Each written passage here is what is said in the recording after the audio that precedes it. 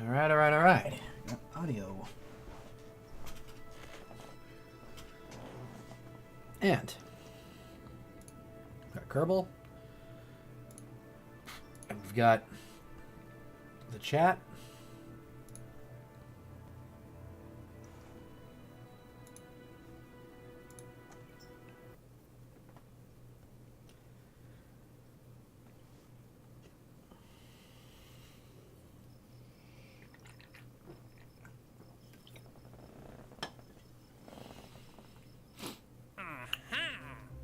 All right.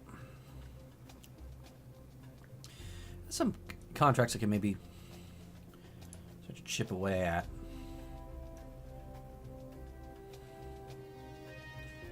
Never did do this one.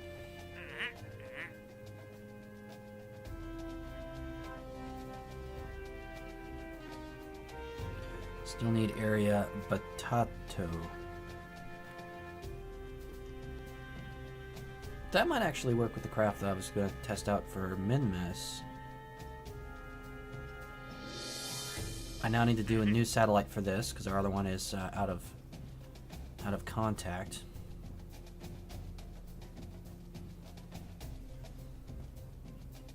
Some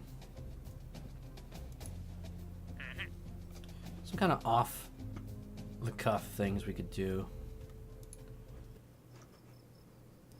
Some BSing to a minor degree. Start with a new probe type.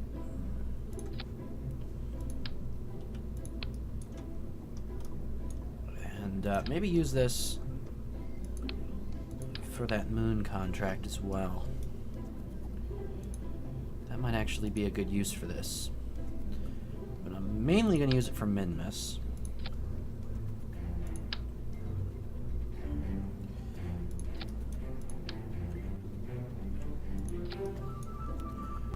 Engine at the bottom.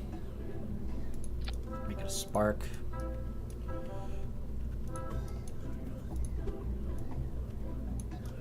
Nope, that's too much.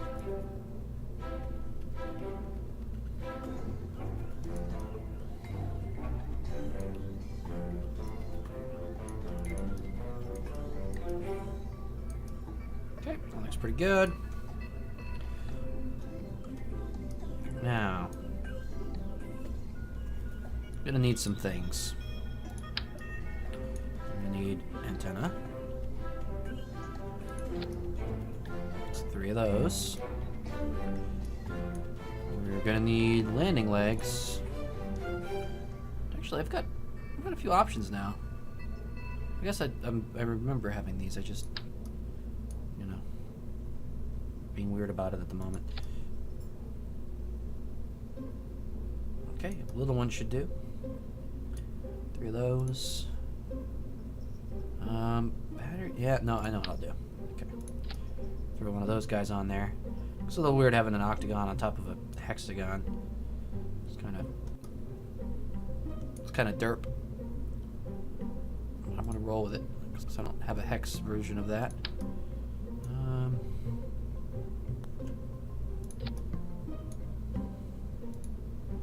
Stuff some batteries in the center of it. Like that. Looks pretty decent.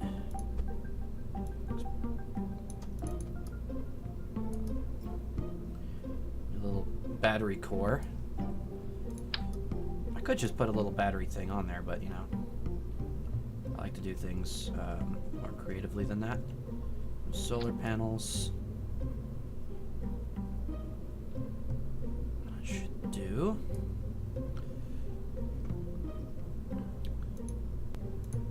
And then our surface scanning module. So I need one of those. That's going to block solar panels. So let's center that and then rotate it. I'm going to have to move it again anyway.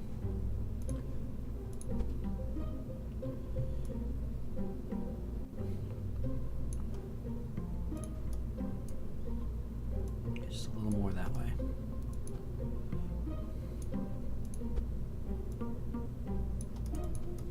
Okay, there's our... maybe a little bit this way.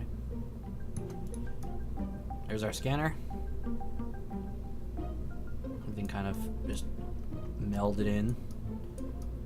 Which is that way? 0.9 tons. It's not bad. Actually, pretty good. That is light as possible. So start retracted.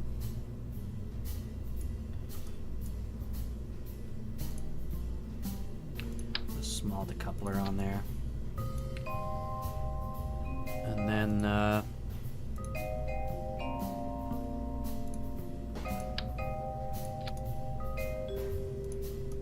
ooh.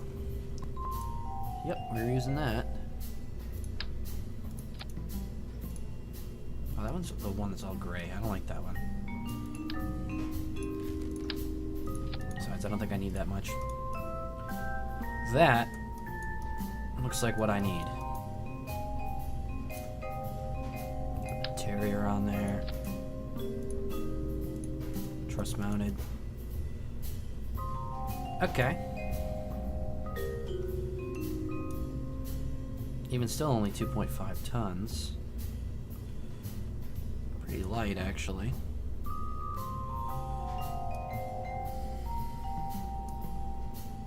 Need one antenna.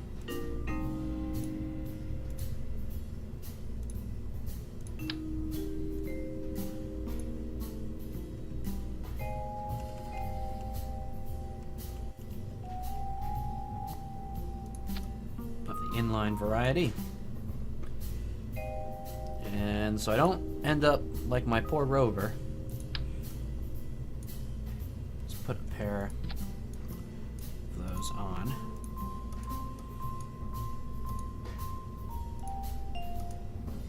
For the transfer stage. And then we also want to be able to deorbit this. How are these gonna not clip with those? Let's see. Try not to make it yeah, we can do that, and then we can move them in.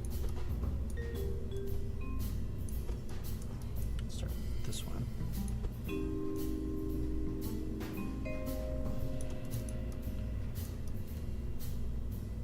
Need to angle them just a little more. Yeah, that'll prevent them from firing into the probe itself, and should deorbit that transfer stage. This transfer should be pretty easy. Should be, anyway.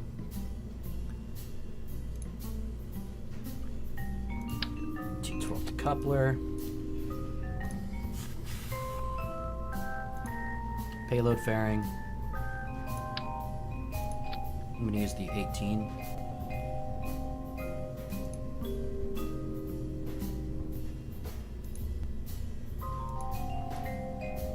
Perfect. Put some more reciprotrons.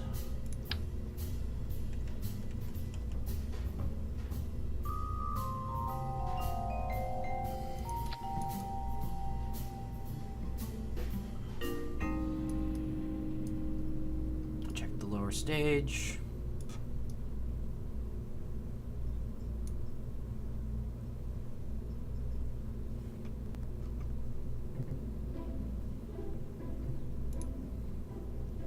This will be the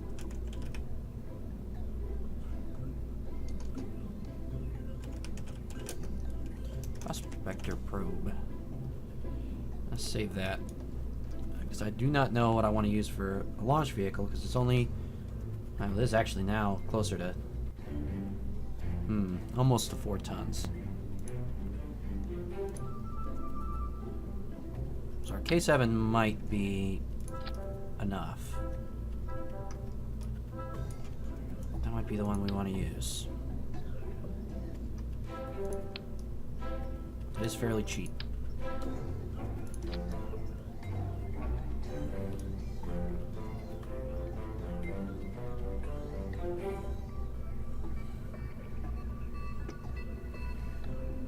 How did I fix the staging on this? didn't. Okay, all that's good. And those separate.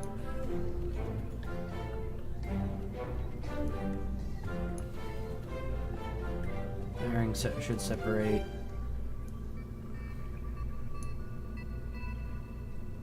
I think fairing separation might be after stage separation.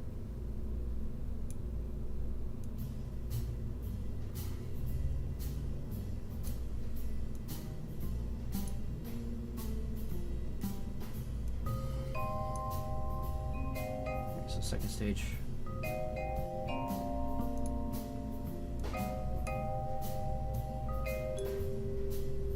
Let's go down here. It's almost already. Yeah, that's already 1900, so yeah, that should be. Maybe fairing should be before that. And those, then this.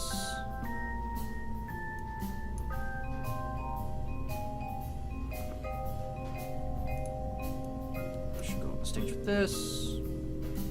Okay, those should go, and then finally the main engine on the actual probe. Yeah, this should do.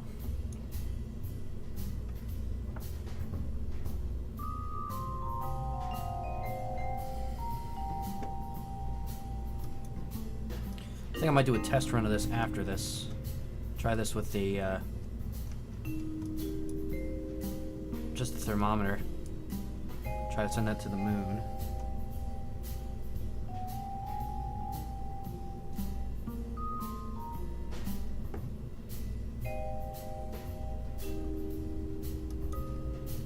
Yeah, okay, let's launch it.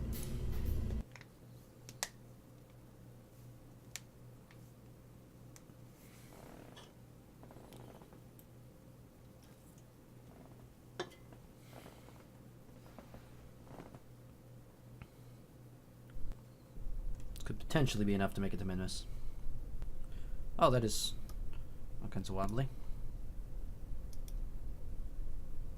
Did I have that weird? Oh, it seems good.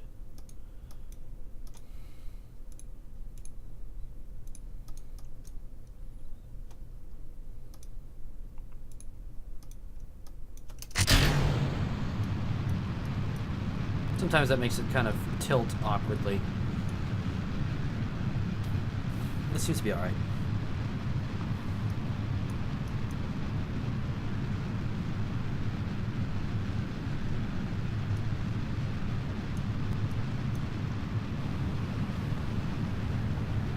I'll throttle down a little bit, save some fuel. Because with this light payload, we should be getting more out of the boosters. Should have no problem getting the boosters all the way to 10,000 meters. In fact, I think we're still going to overshoot, even with the throttle down. Yep. We are going to overshoot.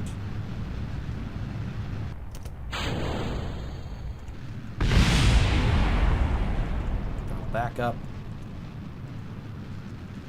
Start going for the prograde turn.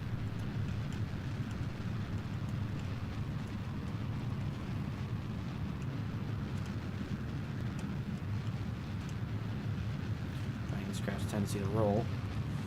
I already need to shallow out because we did get up a little too high there on the boosters, which isn't a terrible problem to have. This means we need to adjust a little bit.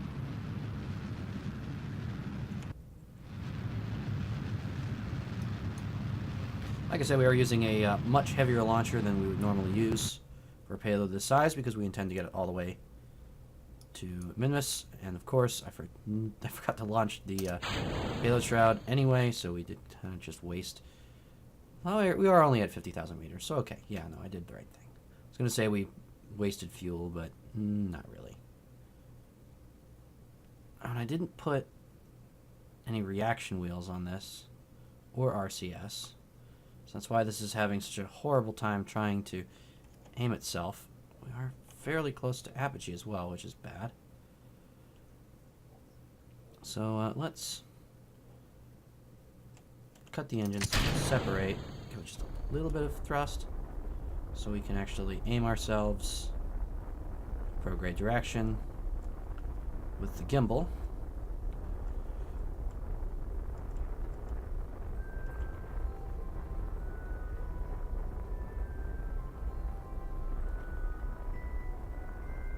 And then we'll hit full throttle.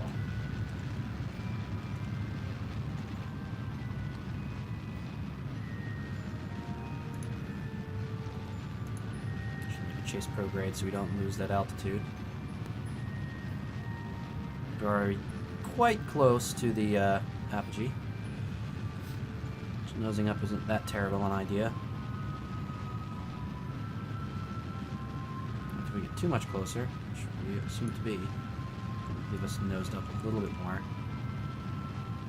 Drop it out in front of us.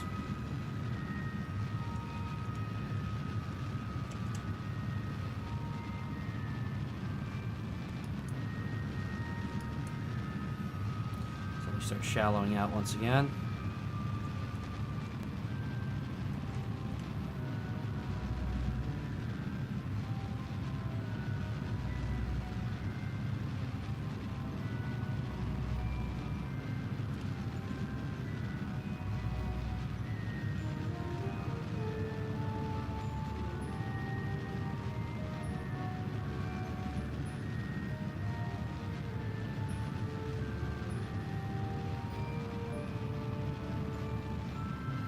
Any luck, we'll have enough fuel to do the inclination change, but it's not looking promising here.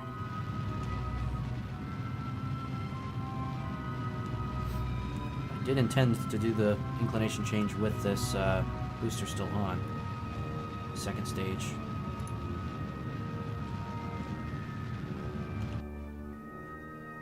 We are in a safe orbit.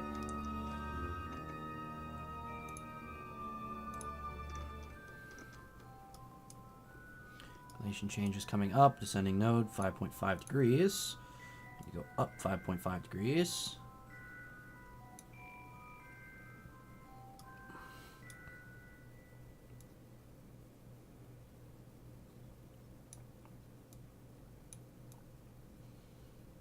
There we are. Give us 0, 0. And we got a long, long turnaround. It's gonna be painful. So yeah, we're gonna just sit here and coast for a minute. Deploy our solar panels so we don't end up with this dying mid-flight like what happened to our rover. So even though it has its own solar panels, I'm not going to trust those because they're affixed to the top of the craft rather than able to target the sun independently. Which actually we don't look that bad for an inclination change, and then a burn off to min-miss. Actually looks quite good. Actually looks like this might have been overkill, which kind of good about that. I'm happy with overkill in this case, and I'm kind of consistently doing that. So whatever. I'll take the overkill. So still on target. We want to do burn. Let's see if it's an 11-second burn, about 6 seconds away from the maneuver node. Actually start extending our antenna as well. So this prospector drone will try and do the job our rover was supposed to do. If all goes according to plan. So inclination change.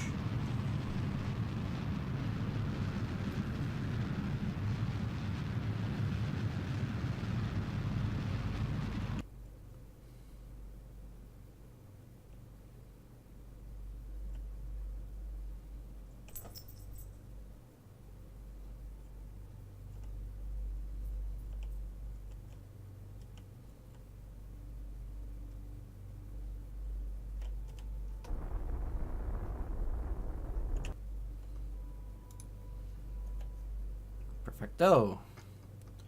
Actually, literally perfect. So, so we are ascending and descending nodes completely opposite of us right now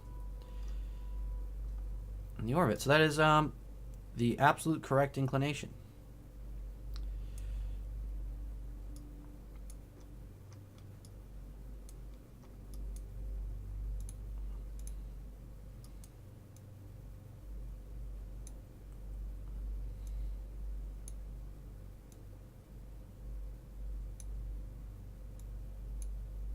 do get a rendezvous.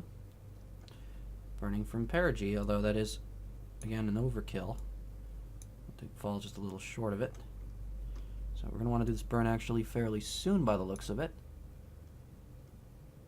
If I haven't already missed our window.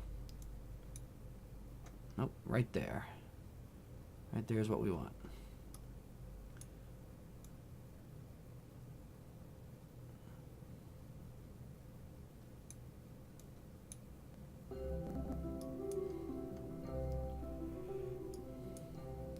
It does cause us to overshoot it a little bit. Kind of hard to tell with that maneuver node.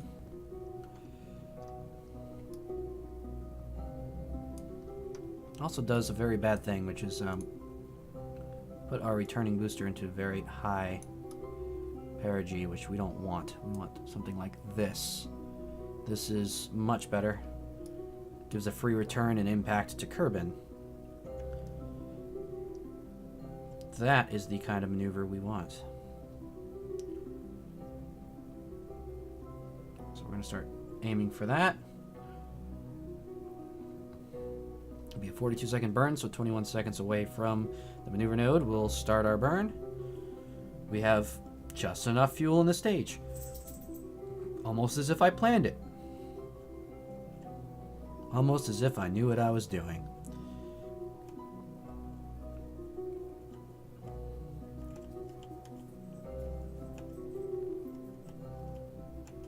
Almost as if this was designed for this mission specifically. Will time warp get us again to about 21 seconds away.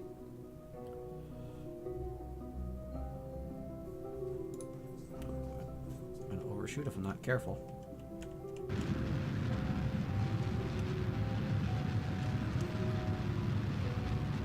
Here we are.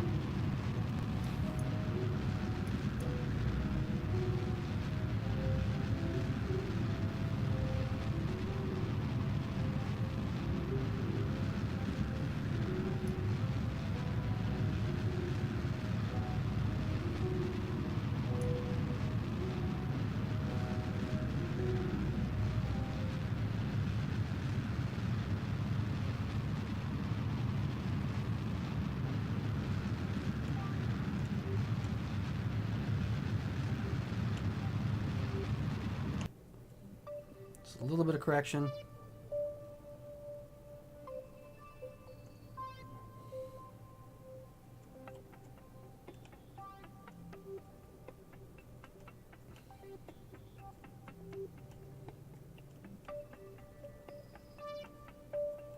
Actually looks like we kind of overshot, which might not be a bad thing if I just kind of nuke this for a second. So we are going to make an encounter. We would have a moon encounter on the way back. And then a free return anyway.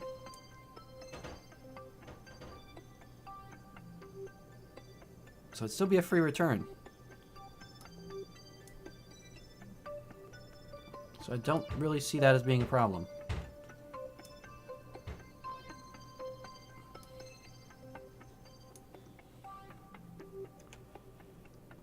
So I didn't need those retro boosters for once.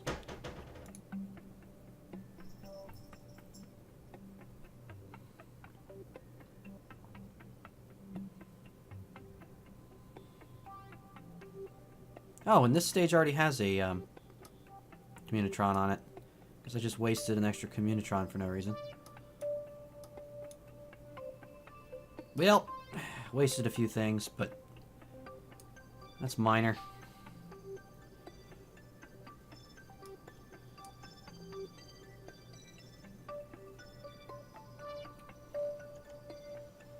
So we got one on the way. So that will rendezvous out in Minmus and start doing a couple different landings in different zones, searching for an ideal landing spot for our next mining lander.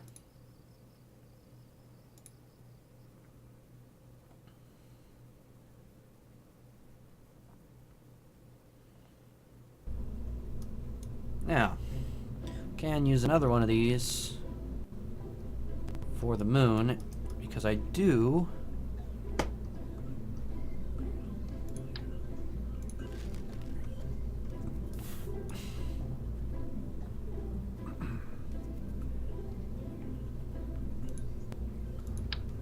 need to take temperature scans here.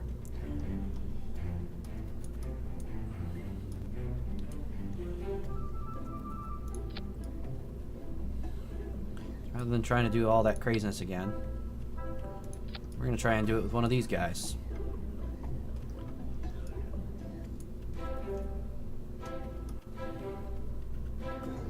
This time, I want to leave this thrust limited. Probably not. Let's just tone it down at the actual time of launch.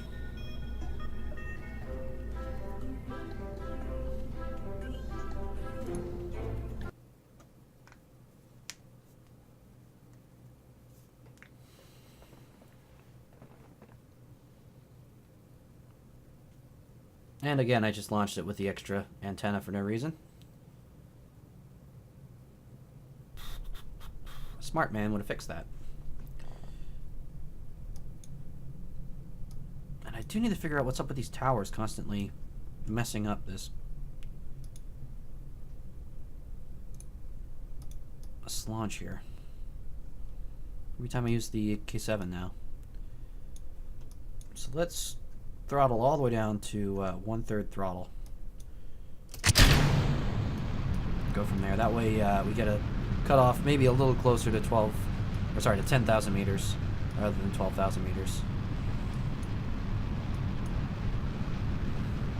Give me a little more fuel to do our prograde turn.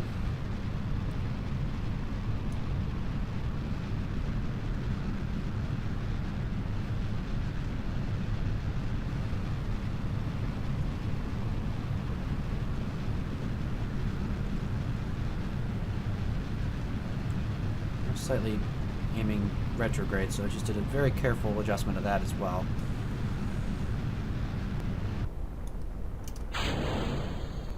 Full throttle, we actually fell a little short of the 10,000 meters, so I went a little overboard there on throttling down.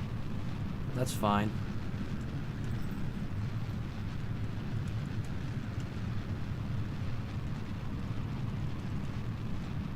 Carefully.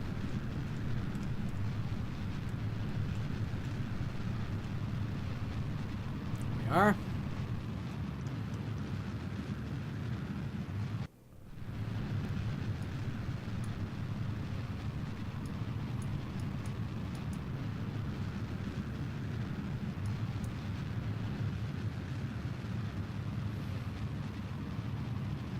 Going for high and shallow suborbital trajectory on this first stage.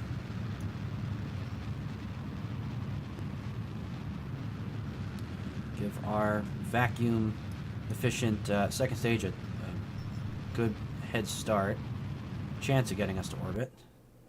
That worked out perfect. That was textbook. That's exactly what I was looking for. Just ride the extra weight here. Keep it aiming prograde and see if the computer can try and get it to do what I want it to do.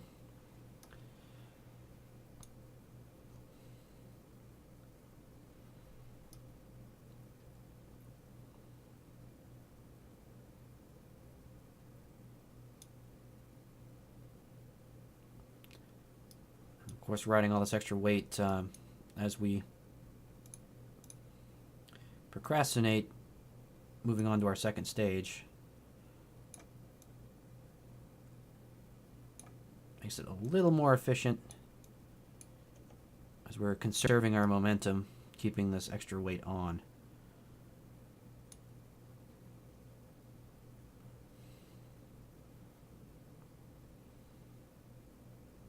Let's see how long this burn actually is, although we're getting very close anyway, so I think it's about time we're going to burn.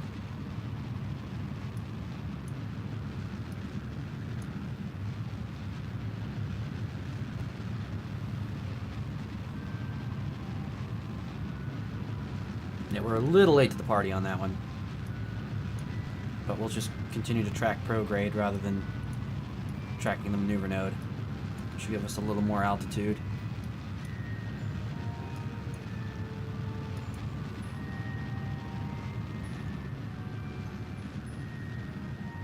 Yeah, we do need to nose up just a little. That maneuver node, we don't need that anymore.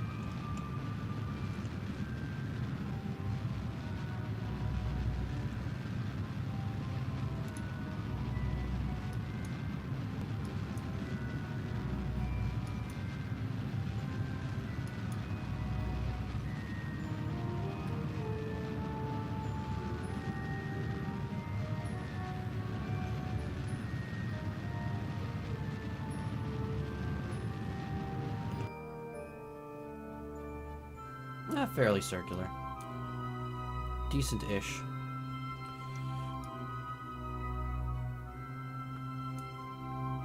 Let's get our perigees where we want it anyway for our burn for the moon encounter. More or less. Let's actually put a little in front of the moon. Again, my trick for free return.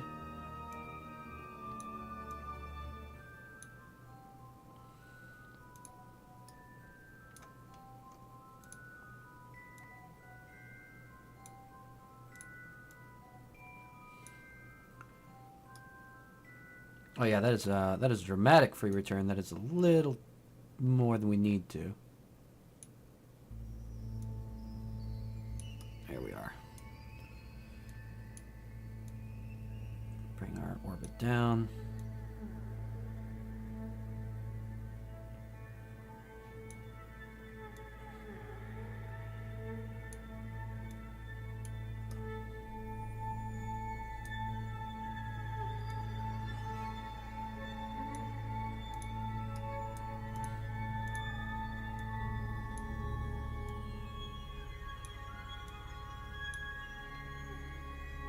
Now we're not far enough in front.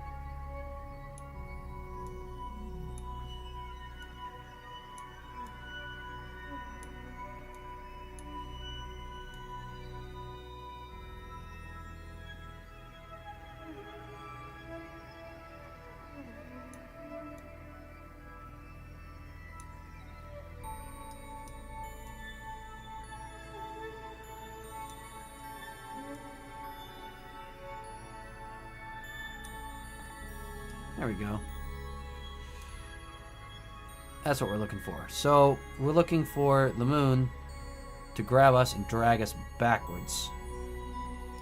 And that will slow us down and create that free return trajectory.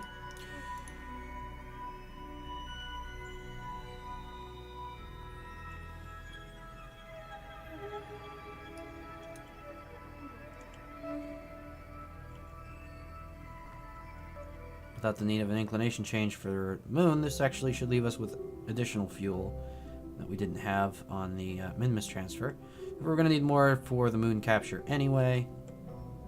So, it should all work out in the end to be roughly equivalent. Everyone makes a fuss about the Minmus being so much easier and preferring to go to Minmus first before they go to the moon. I disagree. All the calculations are in. They're basically using the same craft for either. The only real difference is that you have to worry about a little bit more to actually deorbit yourself around the moon.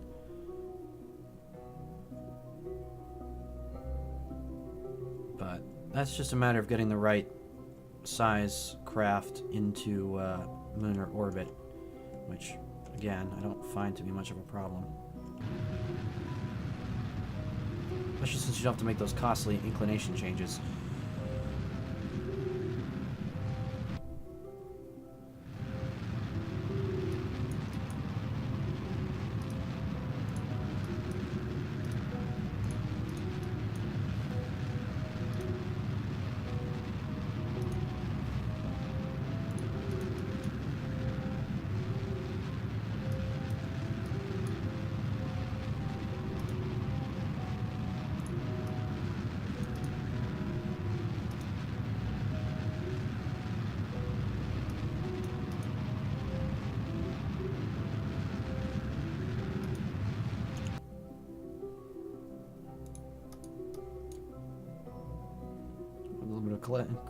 Correction here, just to get us back on course. I'm having trouble wording today.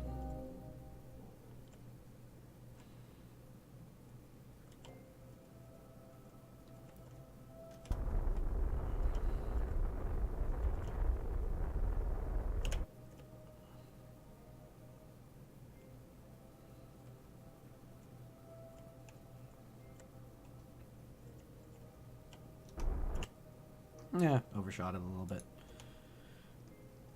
And still, not on the way to a moon encounter. So let's just go a little more prograde. And correct that.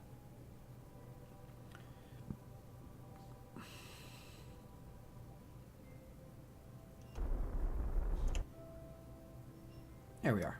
That's what we're looking for.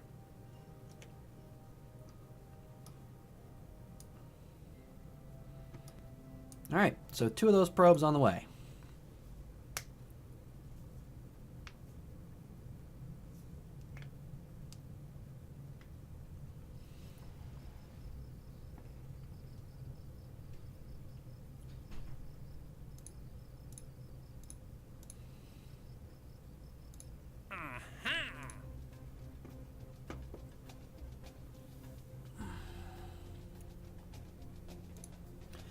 I'm going to try and get this one out of the way.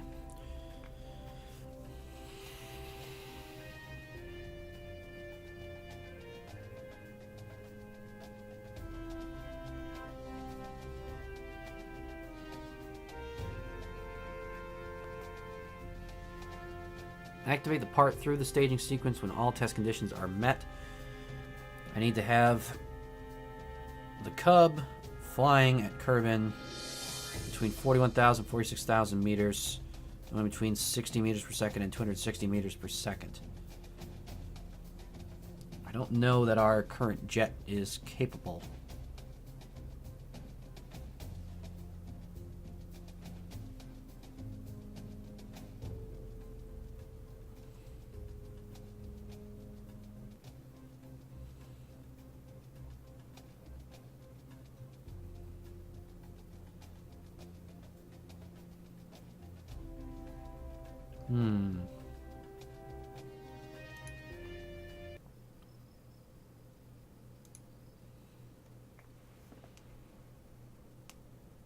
Let's see if we can tweak it a little bit.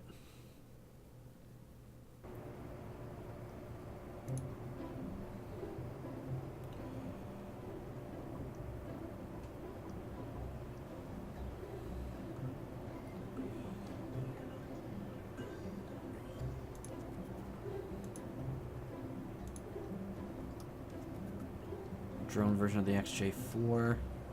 Yeah, no, that's not really what I want to go for, I don't think.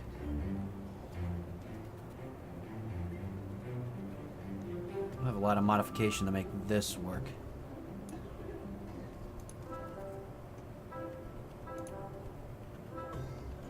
I feel like I had another jet.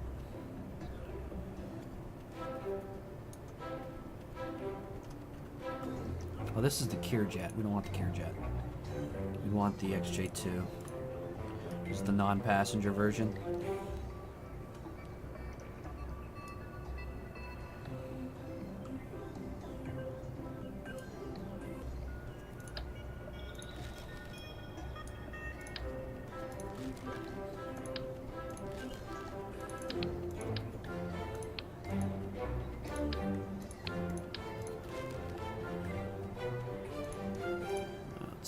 Let's get some aerodynamics in here. A cone.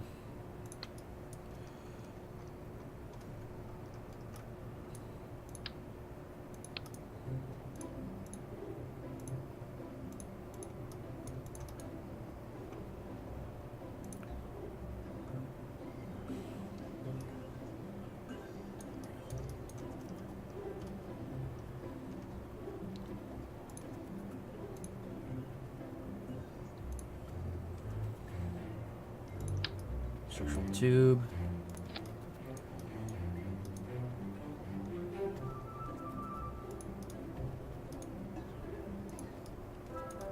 Medium short. Okay.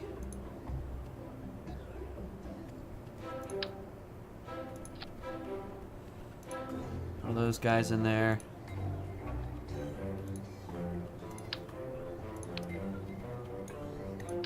Yep, with a hex core. A couple of batteries.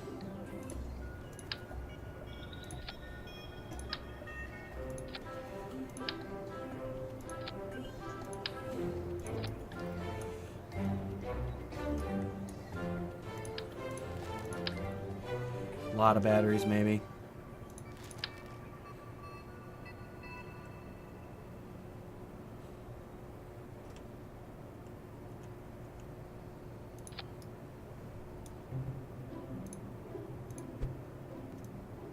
Yeah, a lot of batteries.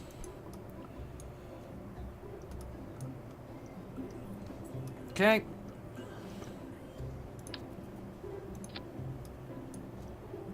Here's our drone version of the XJ2. So start. Want an antenna that's inline.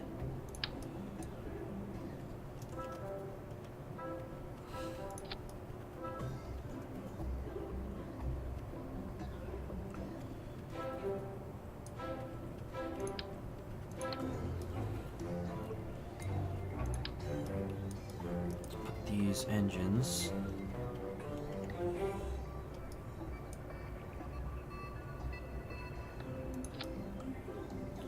under like that.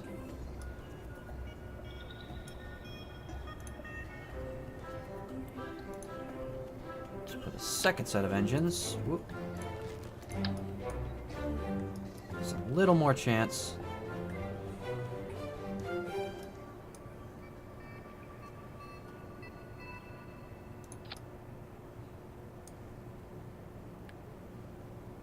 To actually get up to the altitude we want. Which I think it's still going to struggle significantly.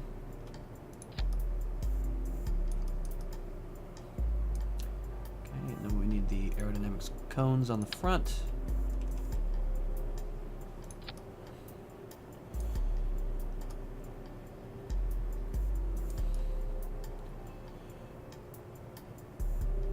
Okay. This might get the job done. Center of thrust is a little low. Aerodynamic lift is a little high. How do we solve that problem?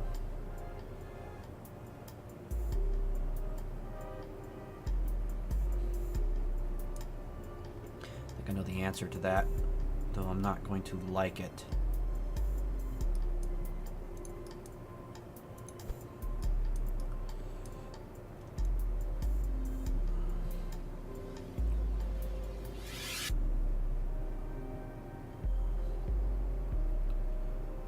So we need to go reverse gull wing.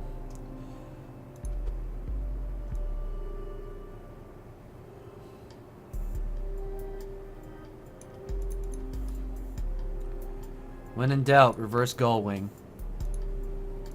That's not an actual thing. Don't ever do that. It's a horrible idea. I don't know why I'm doing it. Just an FYI.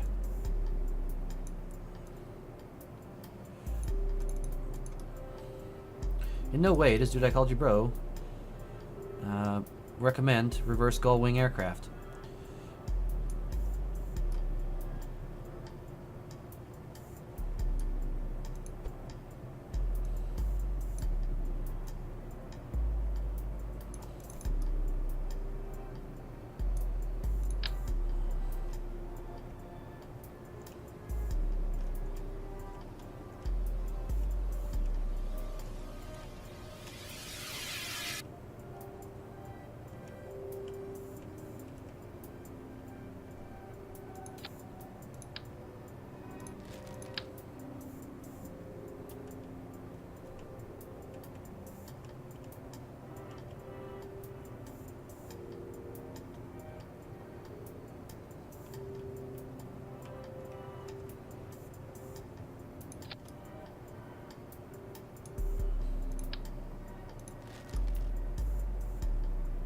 There we go.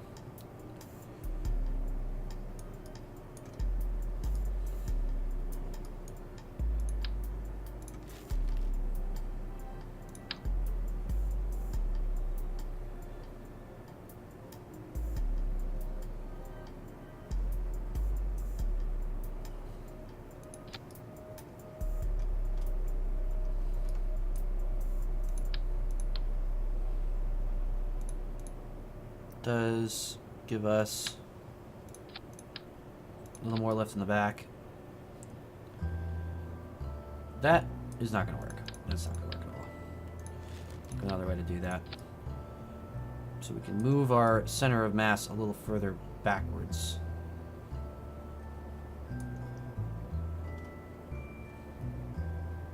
Oh, I know what I want to do.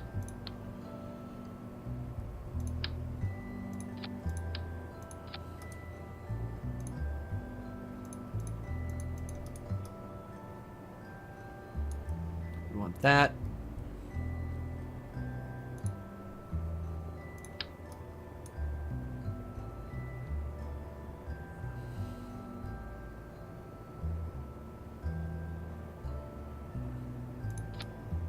We want those. Because we need to test those. Alright.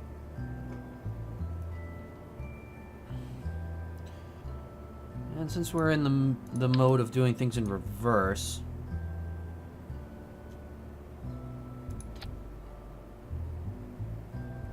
let's see, maybe we should have forward gear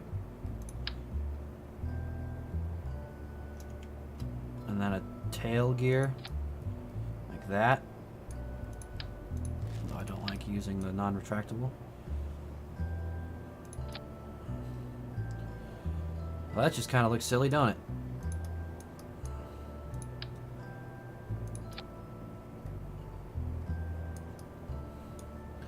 Well, there's a lot of alarm bells going off in my head that this shouldn't work.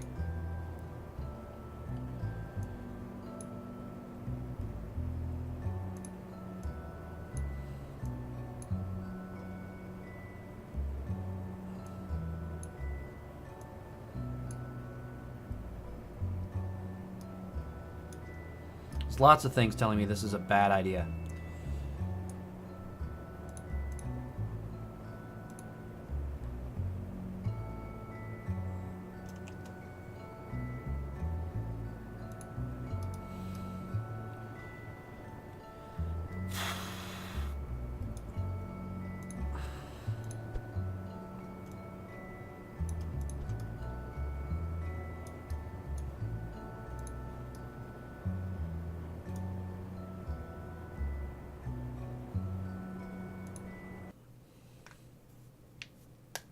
So just a little bit of oxidizer on board so we could run the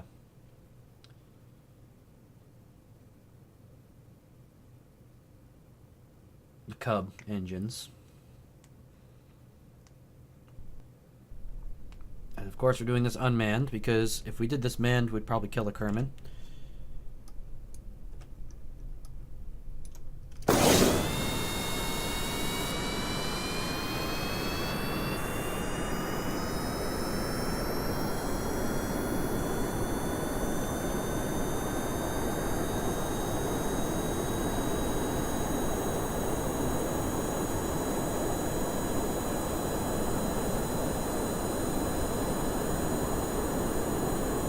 We get some decent speed. Does that translate to lift? It does. Okay, good.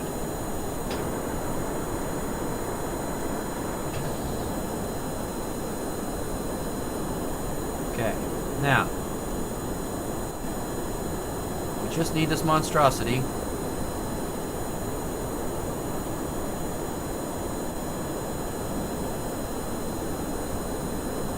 to, at a reasonable speed, make it up to 40,000 meters, which it's probably not going to happen. I'm going to be realistic. That's like the very edge of the atmosphere.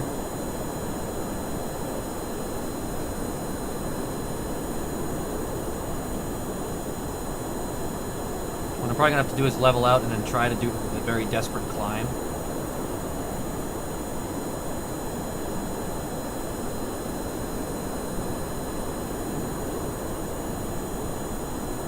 up a little.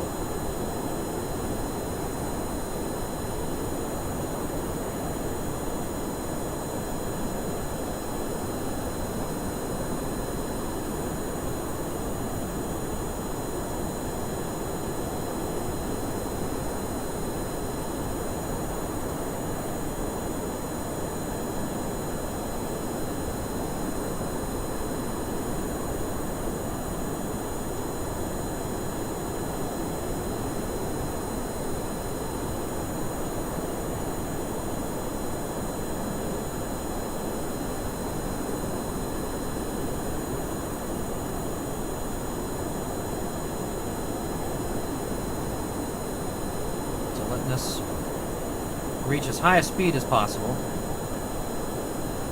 in level flight. We seem to be reaching our optimal speed rather quickly. So it's going to be just a little over 150 meters per second.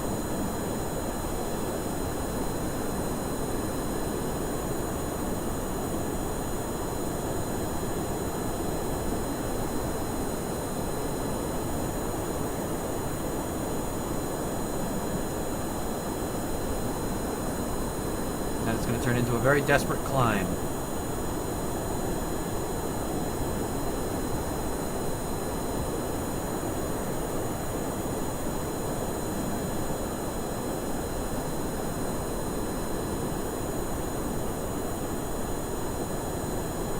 Very shaky, desperate climb.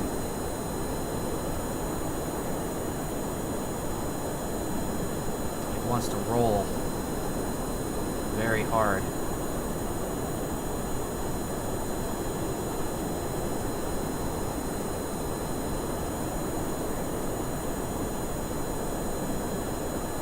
Which I assume is related to this whole horrible gull wing design.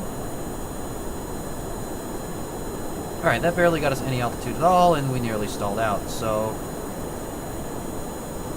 maybe a more gradual climb is in order.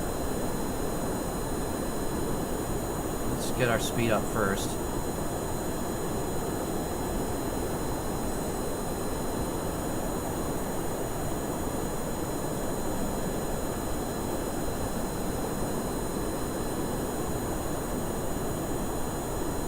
Come on, yes, OB.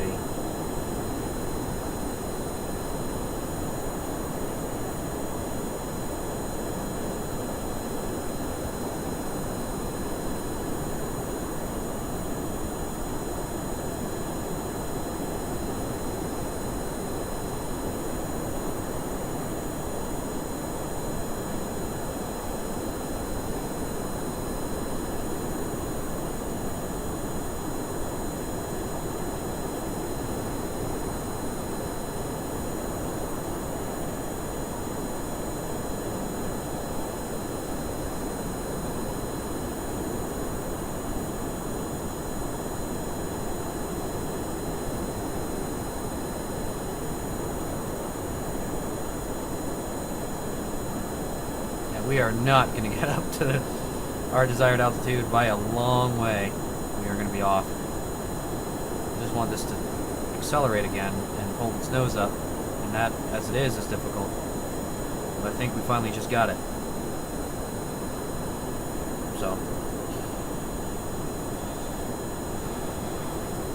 Let's try and see what it can do with a gradual climb, I guess. Worst I can do is run out of fuel.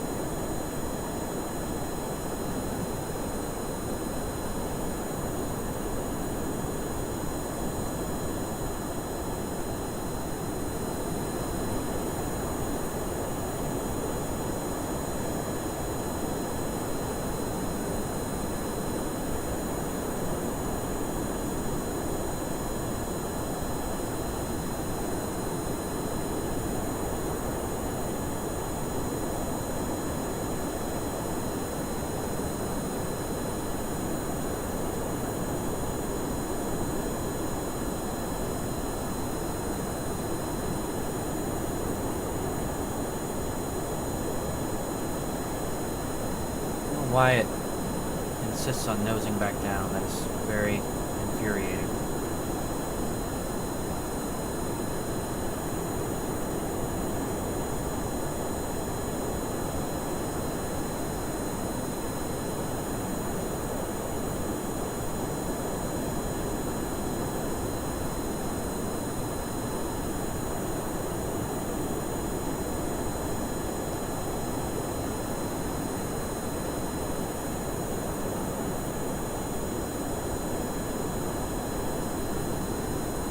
SAS is required, apparently. This is not an easy craft to fly.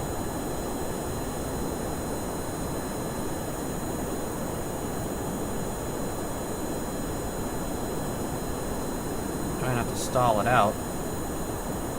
Rather unsuccessfully, I might add.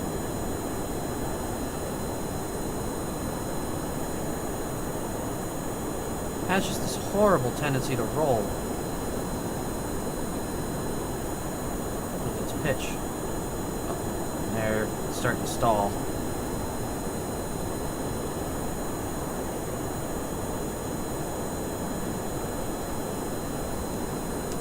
We are not even 1/10 of the altitude we wanted to get to.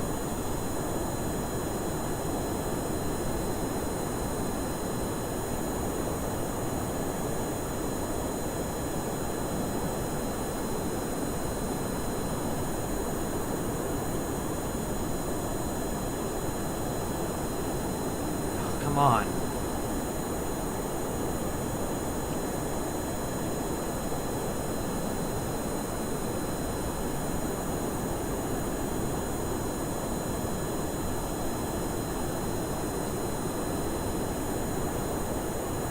Don't nose down. You're doing fine. You're getting enough acceleration. Come on. Come on.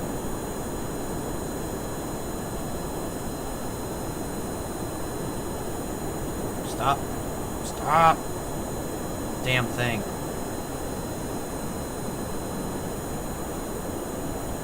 Even when it's going fast enough, it doesn't want to keep the nose up.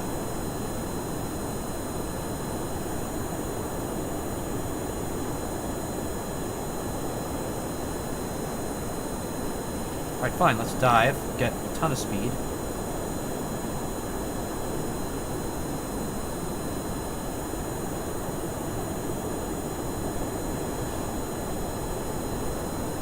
And then demand it move way up.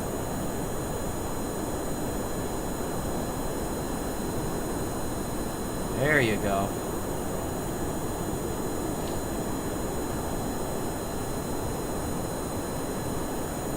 Okay, accelerating climb again. Wait, had it. Accelerating climb. Accelerating climb. Okay.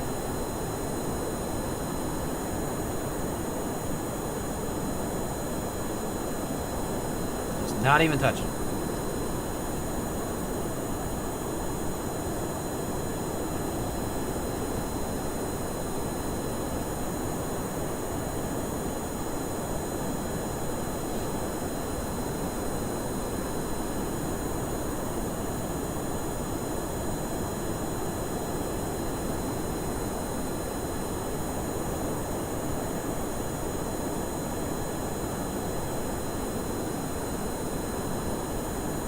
Accelerating again.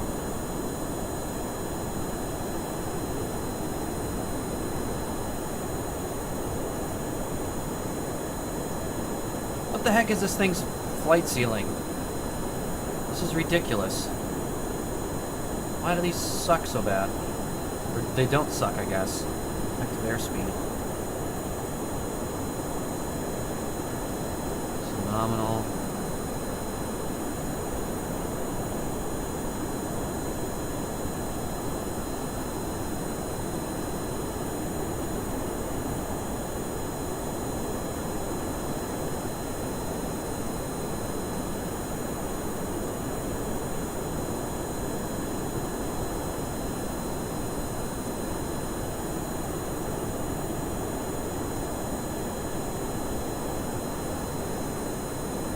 Finally, 10% of the desired altitude.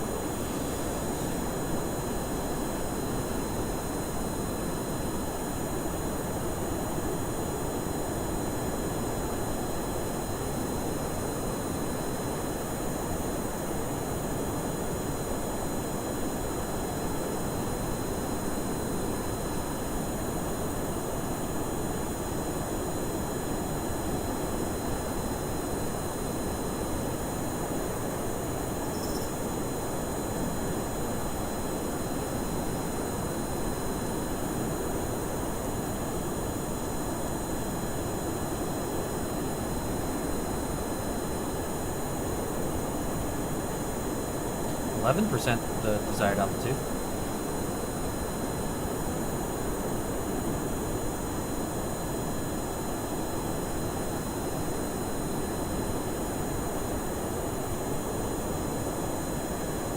Nope, okay. Okay. Okay. Okay. Don't do that. Don't do that. Alright. F it. Fire the vectors. Or the cubs, I mean. Keep those cubs running.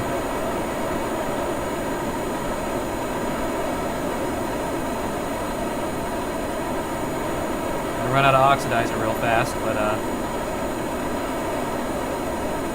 it is what it is. Yep, there goes the oxidizer.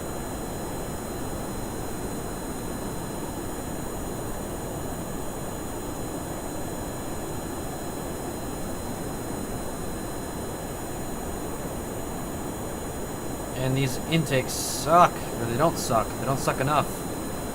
They don't suck enough air. Yep, and we're at total stall. We're at a wholesale loss of the aircraft at this point.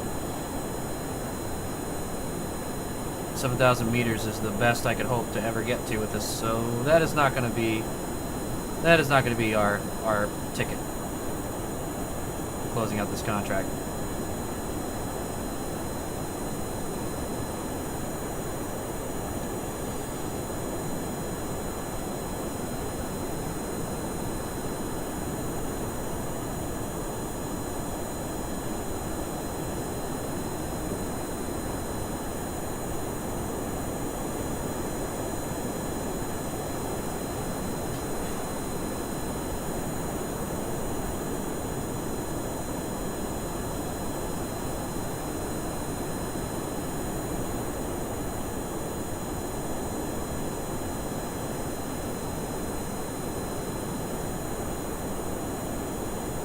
Of course, now it's cooperating, to at least some degree.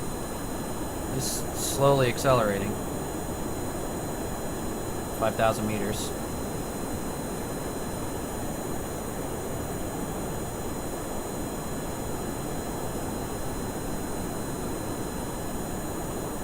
Yeah, it's accelerating again by the looks of it. Yep, it is.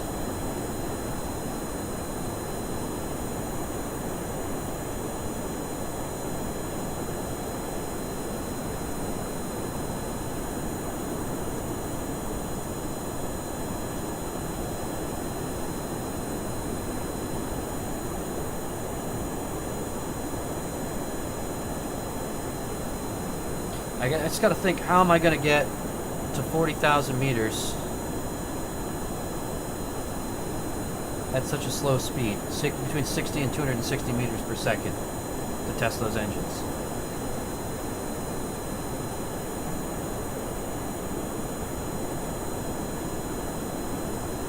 Obviously a rocket's gonna go much faster than that to get that high.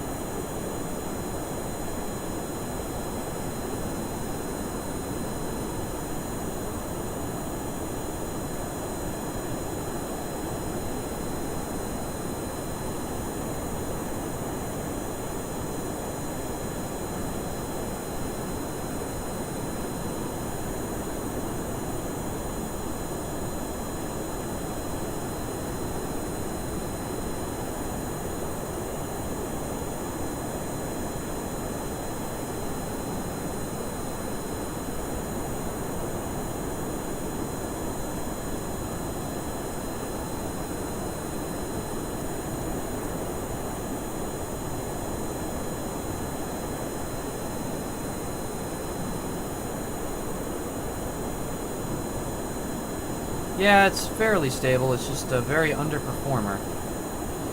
I'm amazed that it is stable, to be quite honest. Though it does tend to roll in a climb due to this gull wing, or this inversed gull wing design.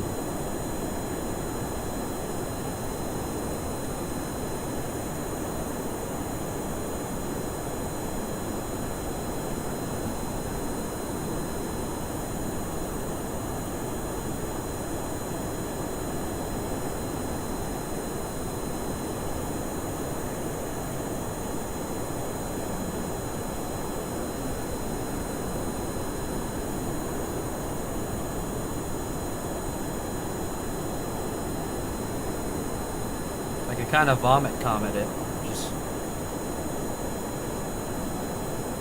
at least able to give me a little bit of entertainment flying this back to KSC.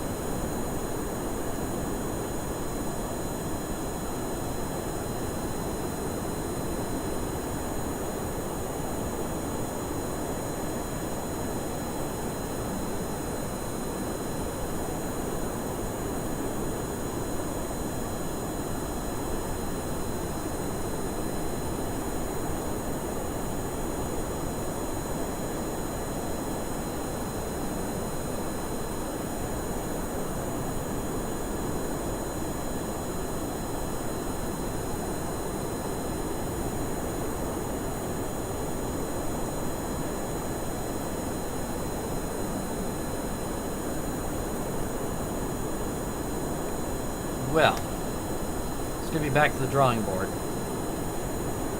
I'm not really sure how I want to go about this.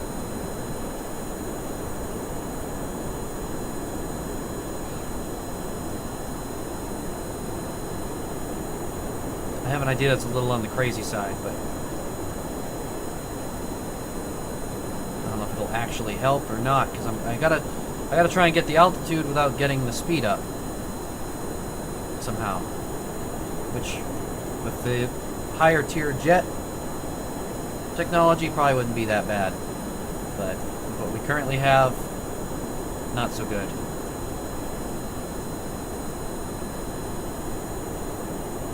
Just making no effort to align to the runway.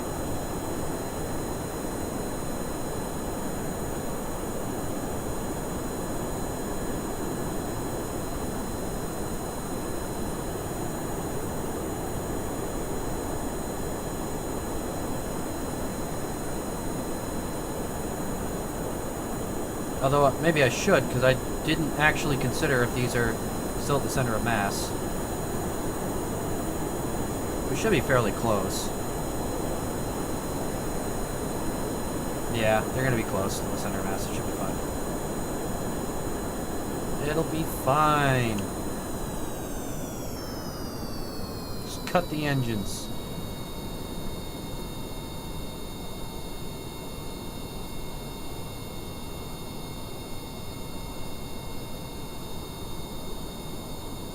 Captain America, hello. Glad you joined just in time to see me potentially crash a jet. I'm kidding, I don't think I'm gonna crash it.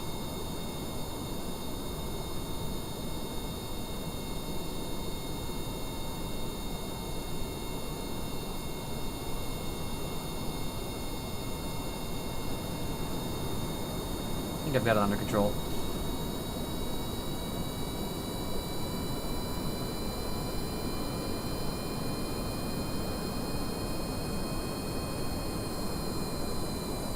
Nose down. Get our speed up. Pitch back up.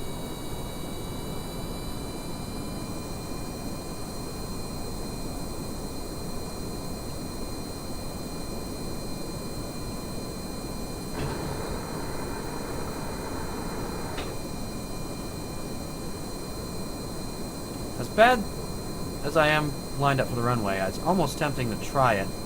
Even though I know I can't really... maybe I can actually do it. I was going to parachute land. But now this is just kind of tempting. Oop, nose up. Nose up. Nose up. Parachute's out.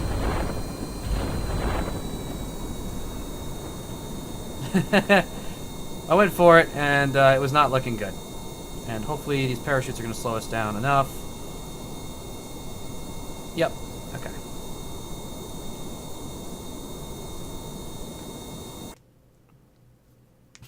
Okay. Feeling a little overconfident there for a second.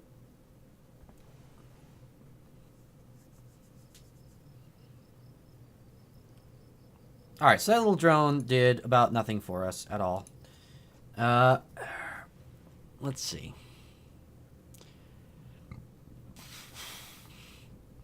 What is another way? I need to get these Cub engines up to 40,000 meters and somehow between 60 and 260 meters per second. So I need to not be going fast, but I do need to be up at a high altitude. So I'm not really sure how I'm going to go about this.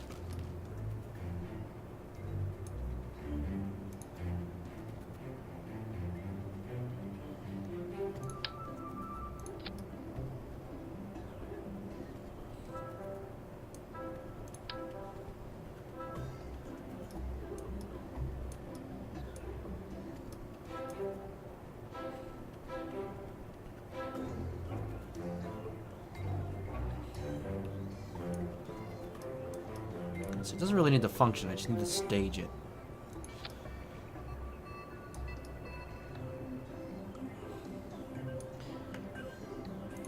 Then...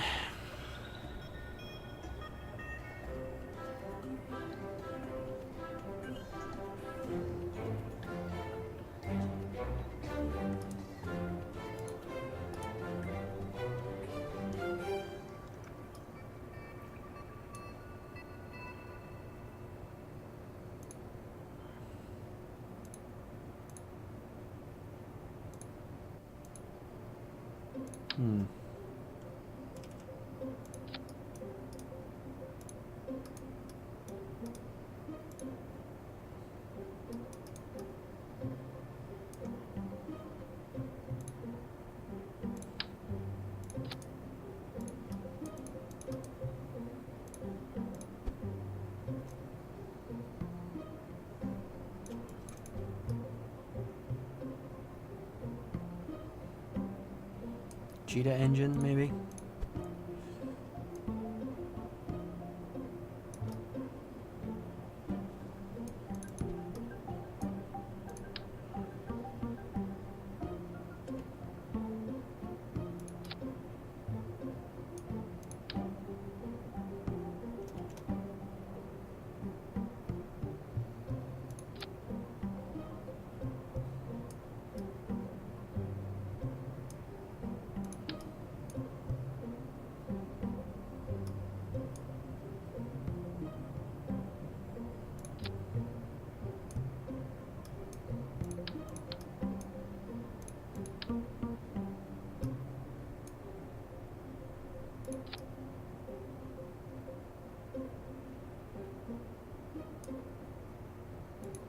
That's what I wanted to avoid, so let's do...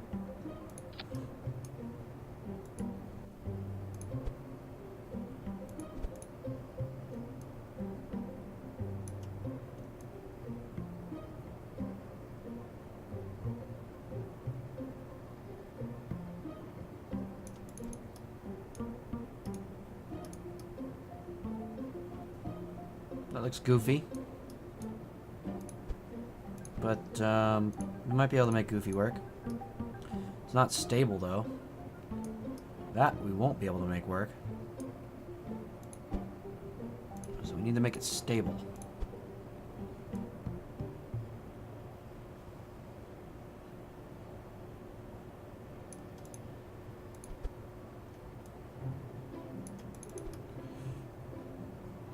Alright, that should be stable. Barely. It's stable.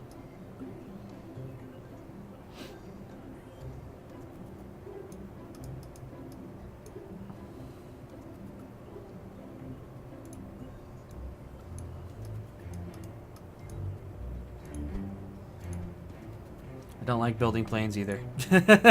I'm with you. They make me cringe every time I make them. And I have very little things unlocked because of that. But I'm gonna give this a shot. Because if this doesn't work, I'm gonna run out of ideas on how to get that darn contract closed.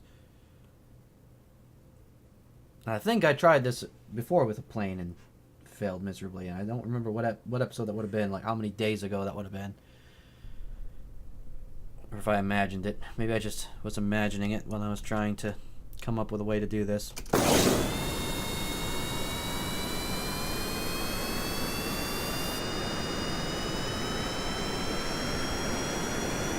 Alright, buddy. I need you to work.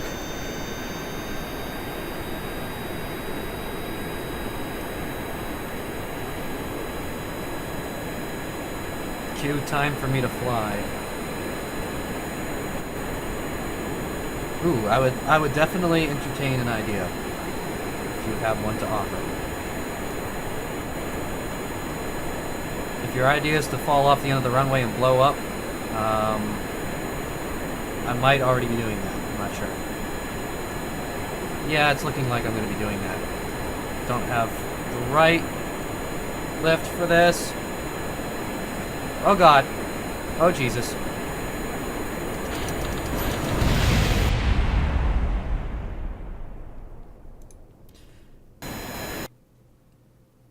Alright, cancel mission, done. That's your first step, then we are good. Alright, so I didn't consider the extra weight apparently.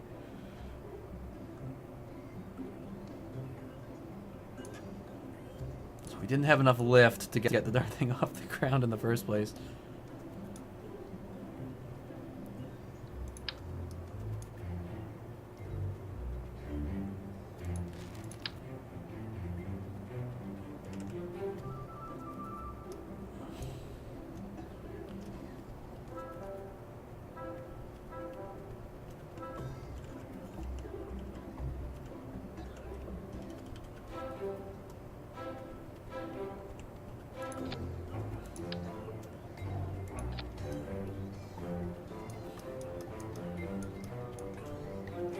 Just make this look even more ridiculous.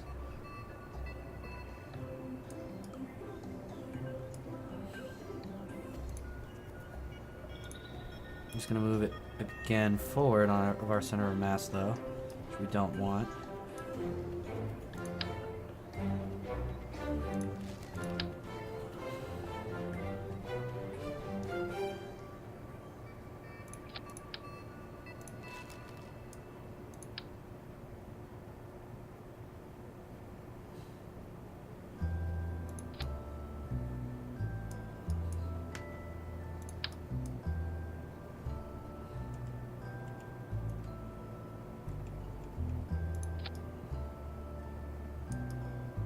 Okay, that looks dumb. It doesn't work. Okay.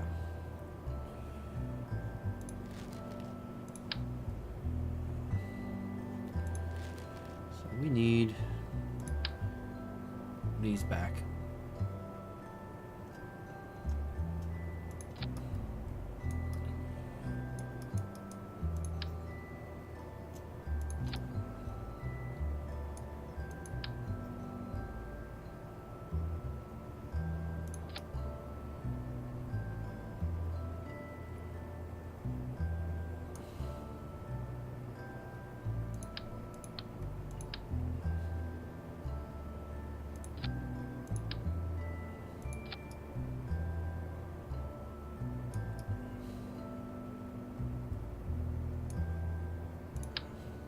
Whoops.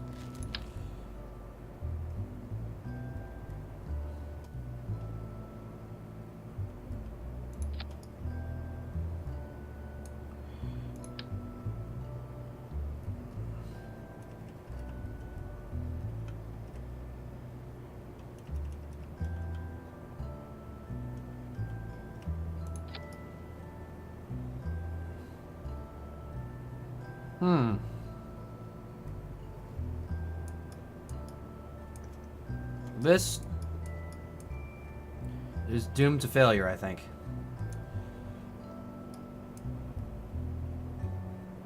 I'm willing to give it another go, though. This is why I use drones. And don't look at the price. Yeah, I did not look at how expensive this was going to be either. That's my ruling with jets. Assume nothing. Assume I'm going to fail miserably and lose money. Kind of like when you go to the gas station. Get to the point where you just stop looking at the price because you just don't want to know how much money you're spending. Alright.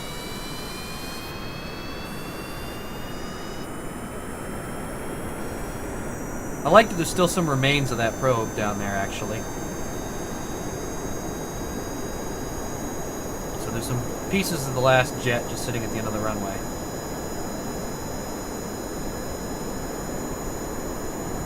Now, I've increased the lift capability of this craft a bit. My angle of attack might be wrong. Whoa! Or we could just do that. Parachutes! Okay.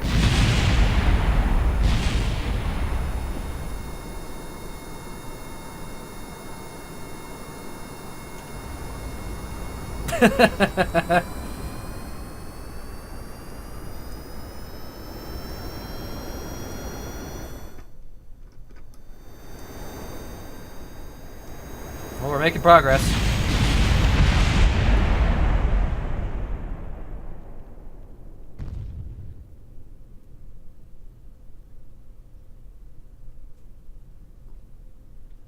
It's maybe a little better that time.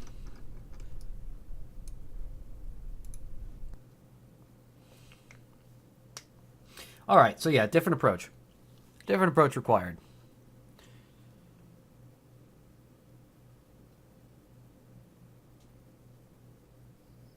I'm not sure how I want to do this.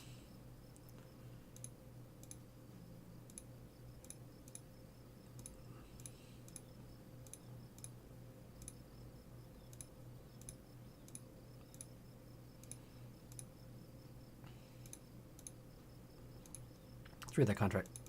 Read it. Read the okay. Read the contract again. It's doing this glitch again. Ah, hate this glitch.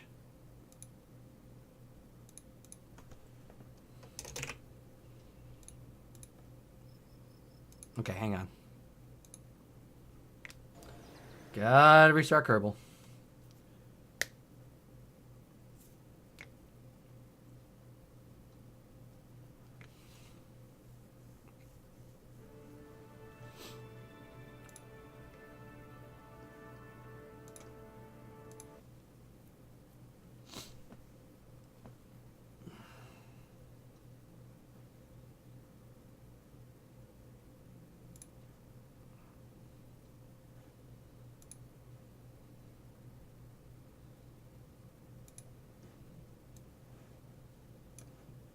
Alright.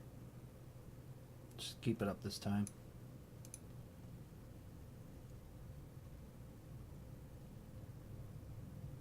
Oh, it's trying to update?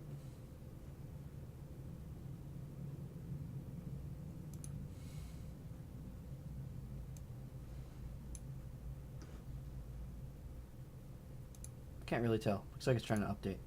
Maybe it's just trying to resync.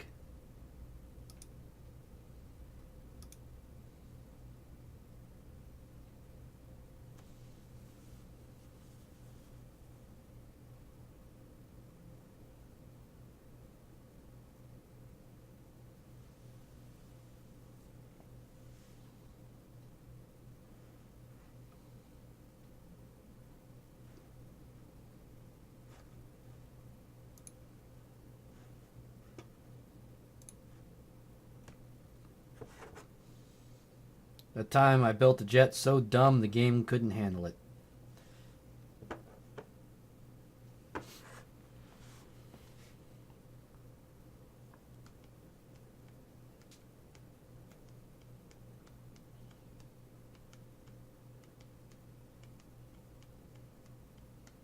I could have a rocket that just barely makes it to 40,000 meters. Stalls out, comes to a stop.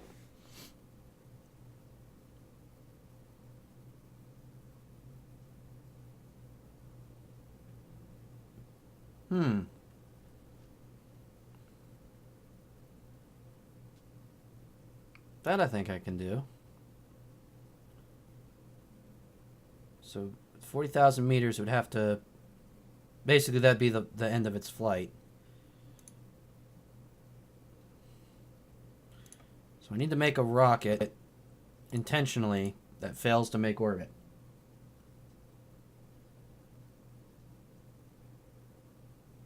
Okay.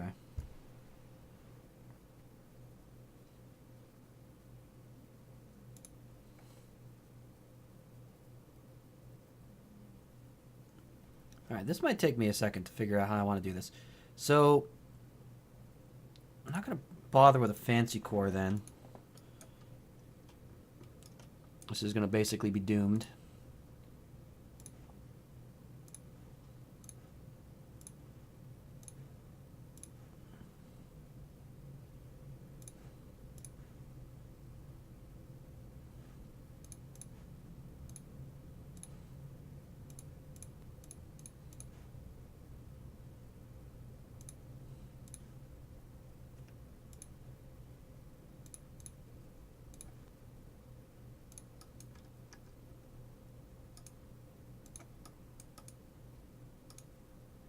Better with the shroud.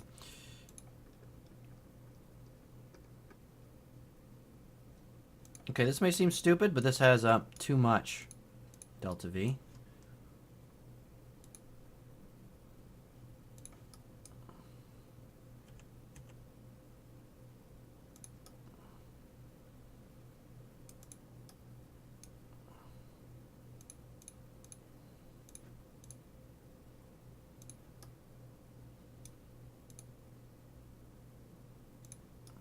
It's too powerful. It is actually.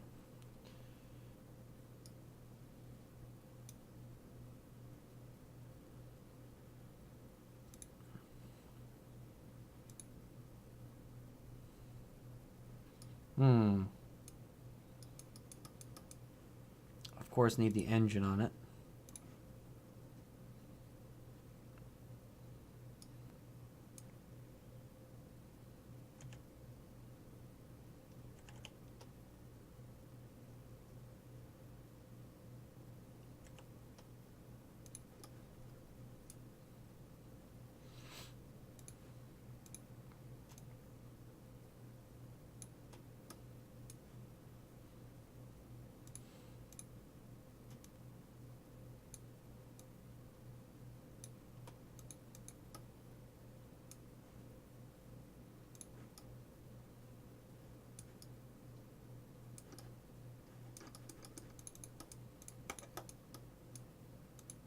Okay, now that's not enough. So now I need to we need to add that back in. Apparently that's a heavy engine.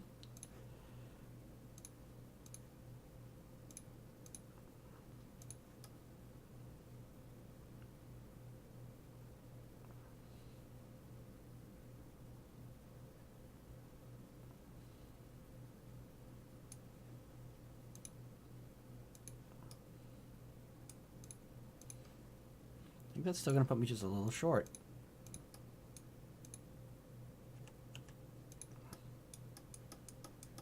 29 might be close. Let's see. I should really just put parachutes on this, shouldn't I?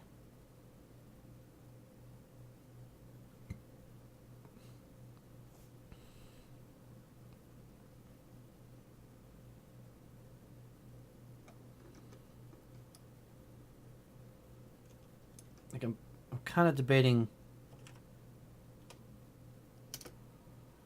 Oh, and the staging is wrong anyway. Okay, yep, recover vessel. And I'm gonna put some parachutes on it.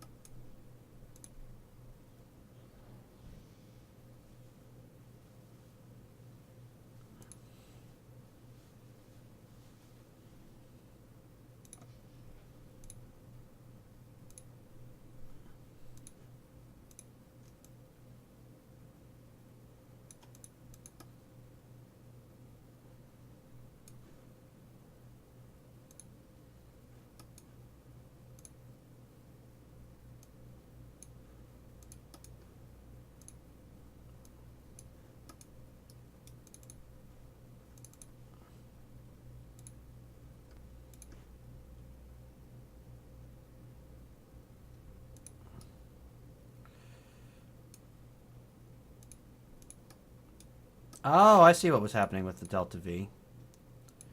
Uh-huh. One of those. Smart enough to know that I was countering it.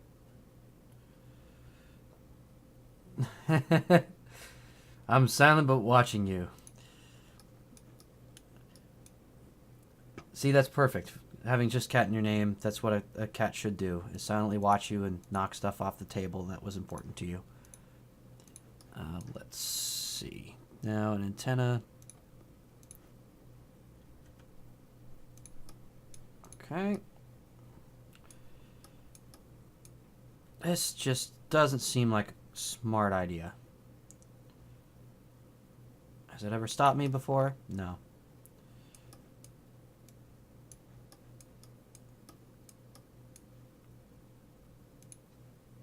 Alright, test number 1.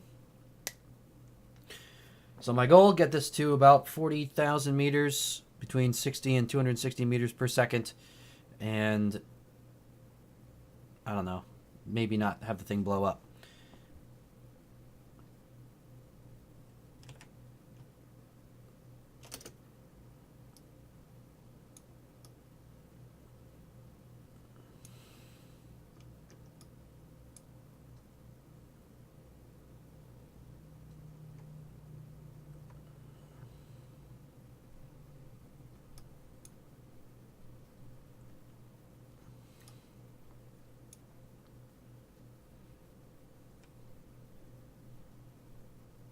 Don't know why this is veering off course.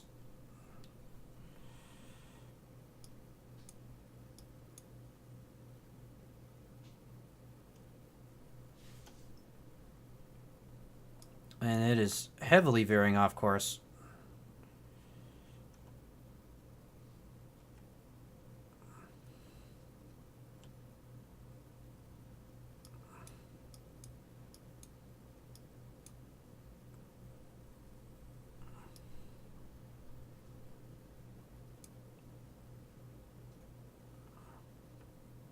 I think I'm going to need a reaction wheel on this.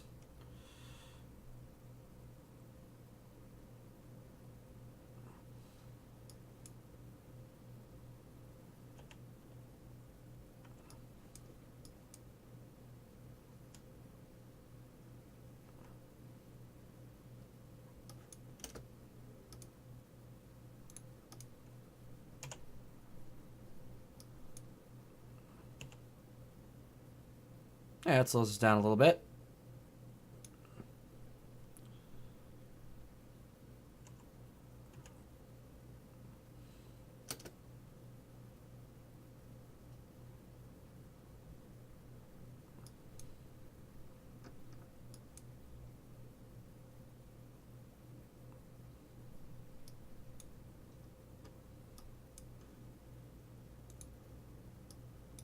Alright. It's time warp to the landing. And we're going to try that again with a reaction wheel on it.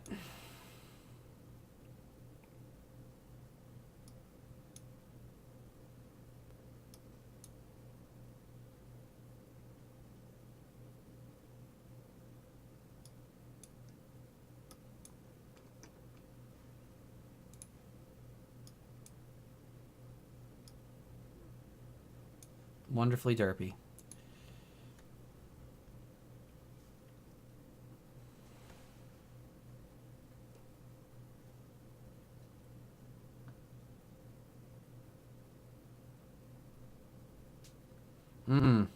Yes, actually it's a good idea to disable that gimbal.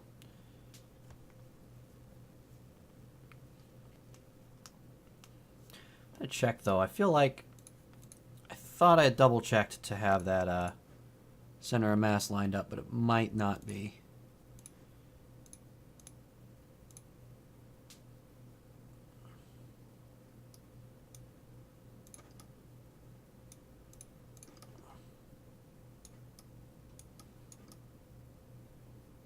Center of mass looks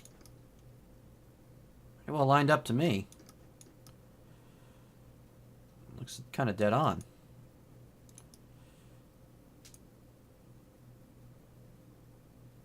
So it wasn't center mass. Okay. And then we're going to shut off gimbal here. All right.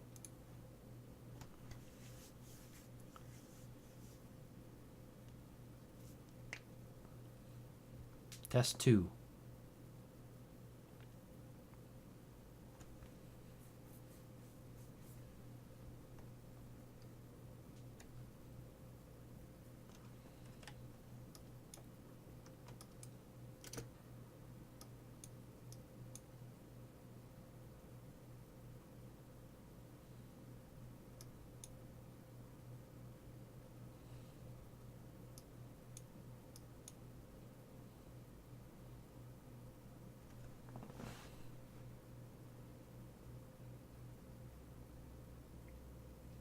Then let's go full throttle this time. Even though it is going to put us past the speed we need to get at, I'm just going to see what altitude this gets to on its own. And then tweak from there.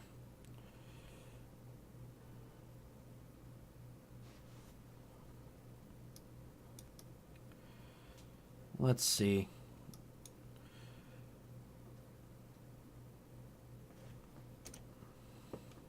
It's apogee, actually. I forget sometimes I can just go to the map and check the apogee. And not be a crazy person. Of course, the atmosphere will create drag, so I will have to overshoot a little bit. That's fine. Assuming we get enough fuel to overshoot, which looks like we won't.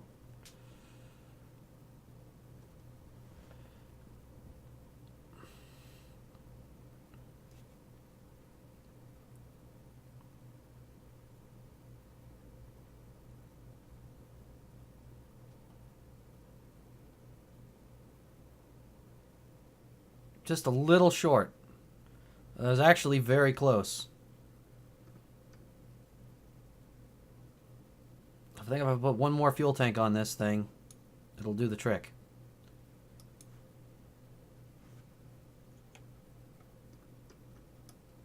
So I was right to have that one before. I don't know why I questioned it and took it off, but sometimes I do these things.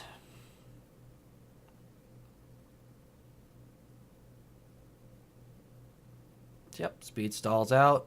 35,000 meters. We wanted 40,000.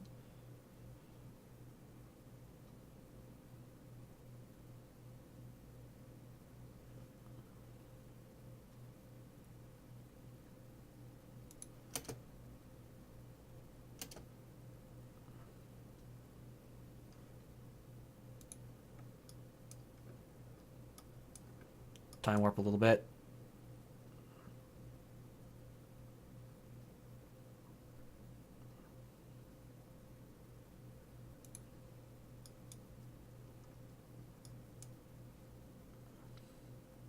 Doubty McDoubtface. I was indeed.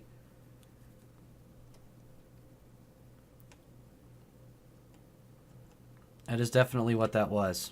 It was me being Doubty McDoubtface.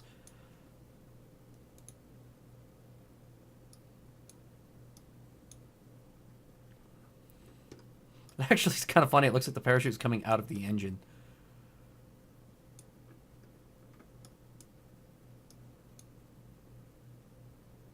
I just want to get this one contract out of the way. That's like, I'll feel like my whole night's complete if I do that. Granted, I do have two tiny little probes now on their way to Minmus and to the moon, respectively.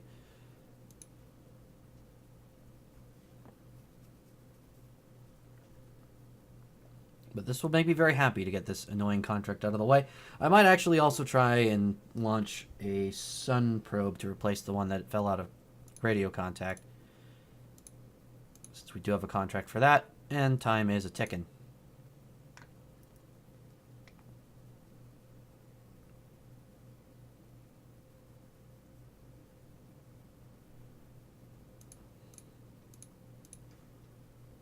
Okay, one more tank.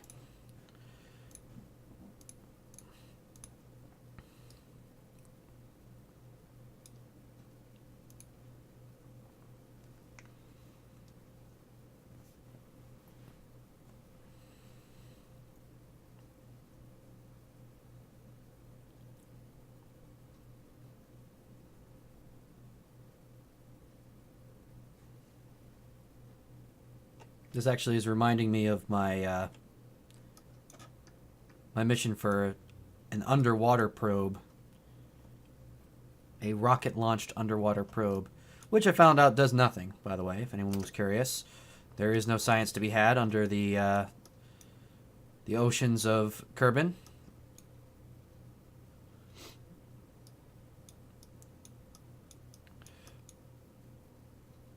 Yes, I hope this one does finally do it. So make me feel better about tonight, no matter how tonight goes, as long as I get this one contract. I've had this contract for a long time.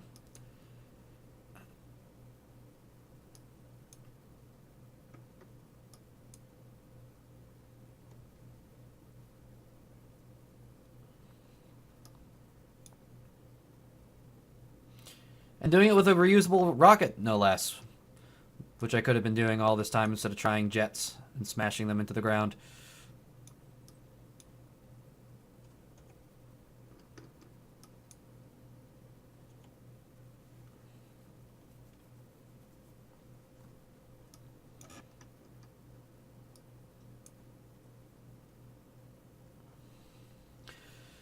How do you get it underwater? The trick that I found was girders. Girders sink.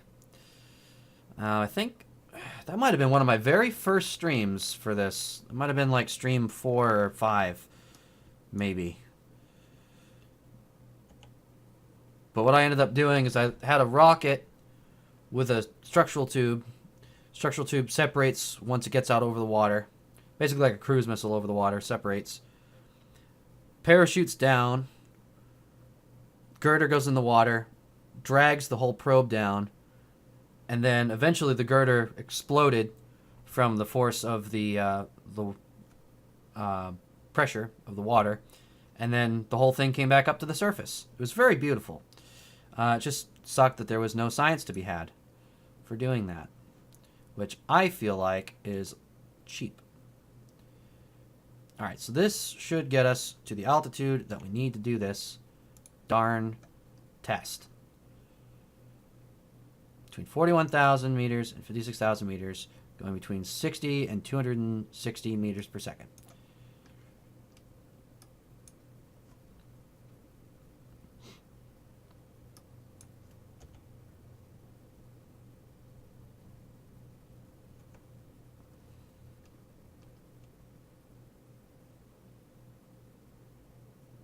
I need to stage it at that exact moment. Finally! Okay, contract complete.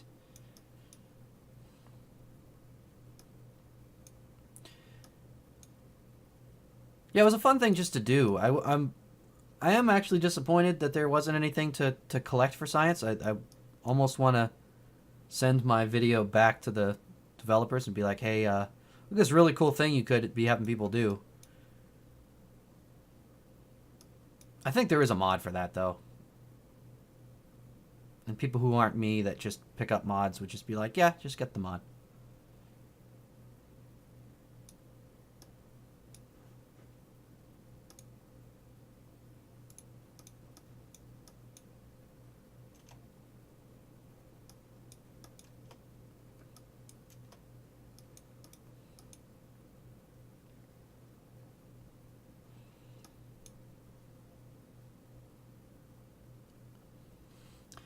Yes, we finally have a winner. Who would have thought it would be a reusable rocket that's totally easy to use as opposed to a crazy expensive and doomed jet aircraft.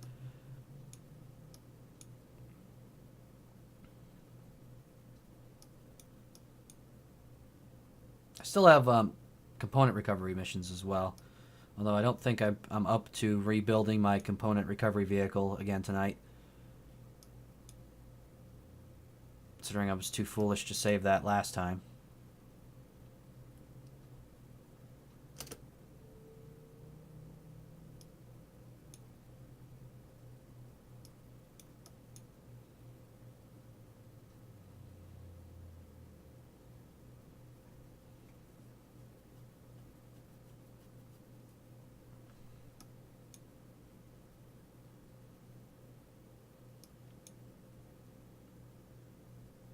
Ah, the American way, the most expensive. Most expensive and dangerous. If the space shuttle is any indication.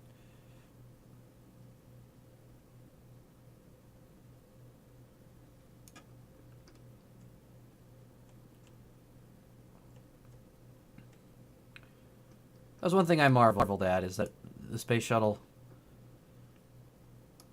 with all the danger that it brought its astronauts, failed to be any cheaper than just throwing away rockets.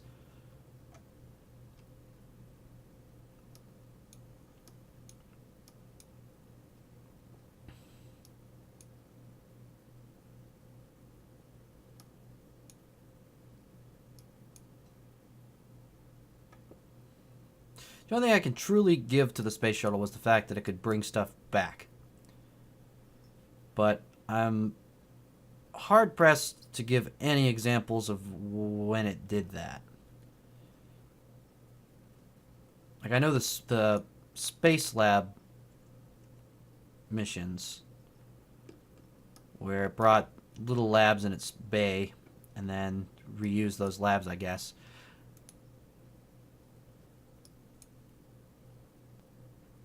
But I feel like you could have just done that like they're doing now on the International Space Station. Yeah, the cost was ridiculous on those.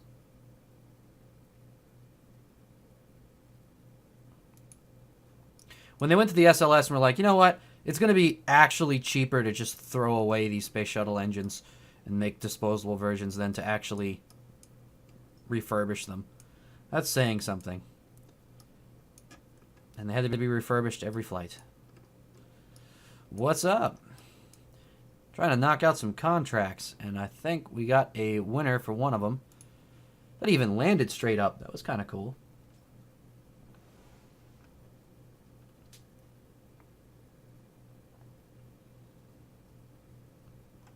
Now, need a new sun satellite.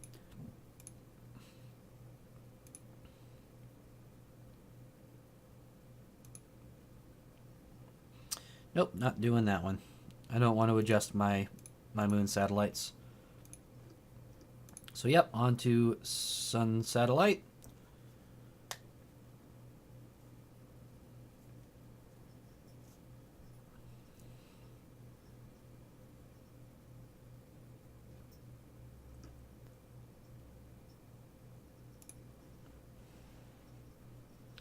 Alright, this time let's use a more expensive core. Let's use a hex core. I really need this to be able to contact us. We've had trouble.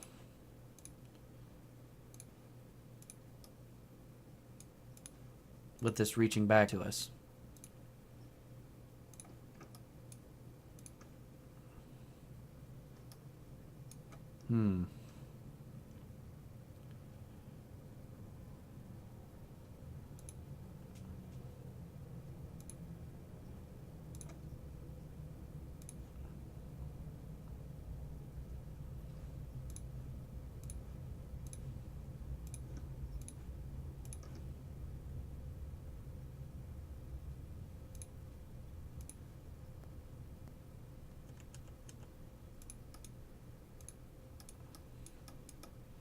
Okay.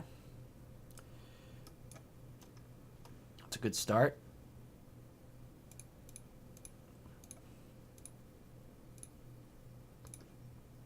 Reaction wheel and batteries.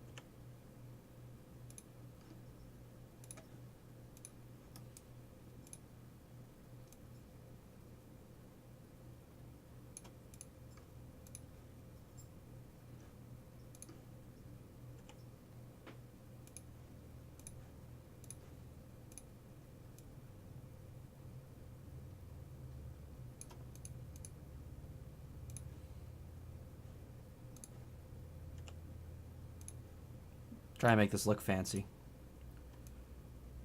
Whoop. I messed that one up.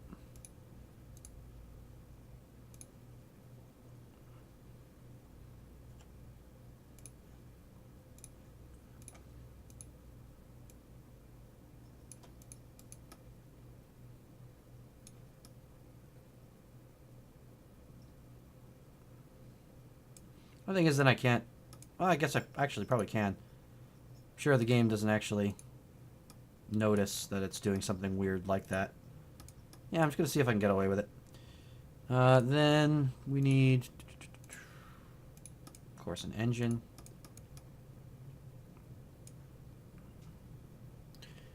And then the contract requires a mystery goo canister. So we're going to center that one as close as I can. There we go. Let's go through this one again. Specific orbit of the sun. Mystery goo. Generate power. And then hopefully can communicate back. And you know what?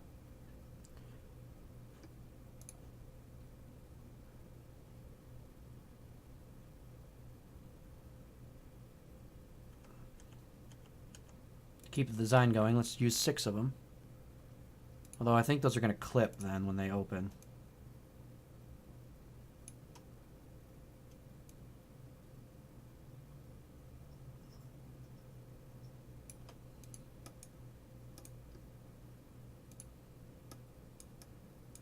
Yeah, they clip. Do I care that they clip? I'm already doing some weird stuff on this one.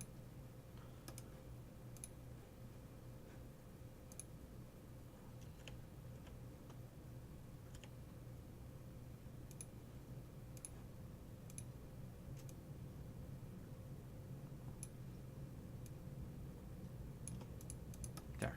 Okay. So there's our little sun satellite.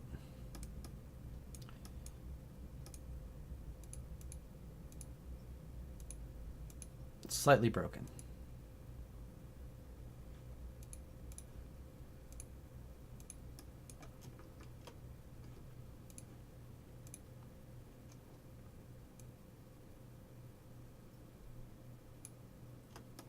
Not going to the sun, unfortunately. As fun as that would be. We were going very high above the sun. Very high above the sun. Let's see. One more band of these.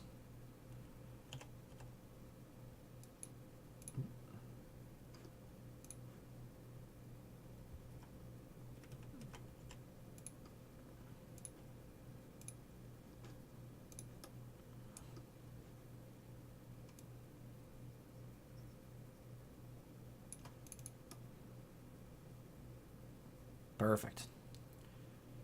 Okay. Here's our crazy satellite. I don't think we need anything else. We've got batteries. We have... Yeah, we're good. Just need to stop questioning it. Let's do a decoupler. We need some kind of stage to get this handled in orbit around the sun.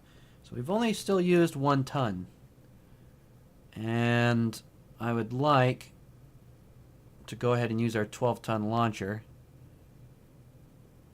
and get this thing into a totally ridiculous mode here. So let's see what we have to do. Because that would be 12 tons.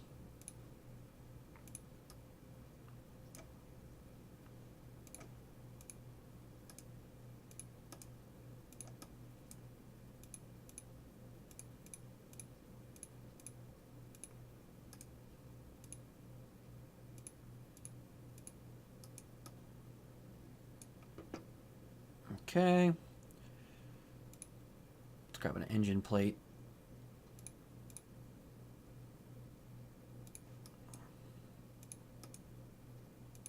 medium short.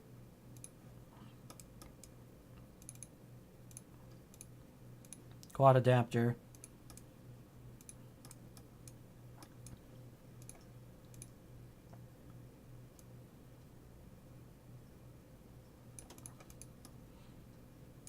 The bare version of the Terrier engine. All right. That's about 12 tons.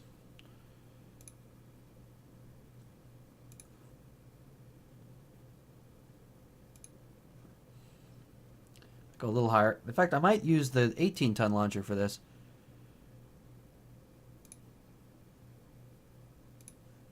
Just see what I can get out of it.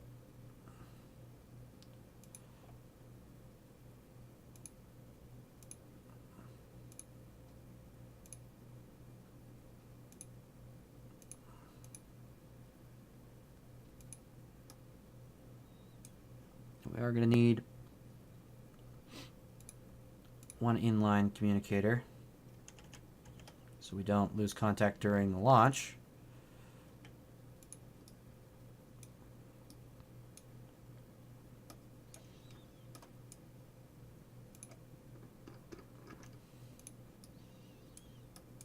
Okay, very tiny probe, very big rocket.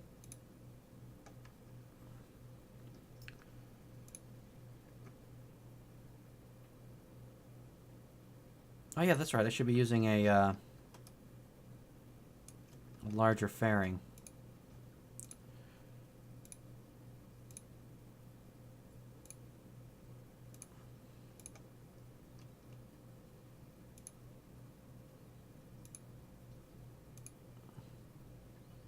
There we go. Perfect fit.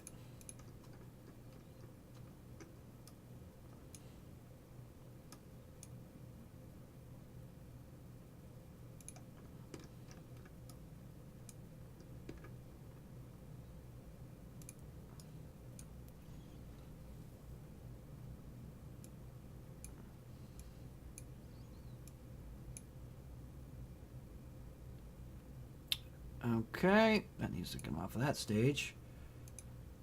So first stage with the boosters need to separate after that. Then we'll be looking at fairing separation, which is already on its own. Then we'll go to second stage separation.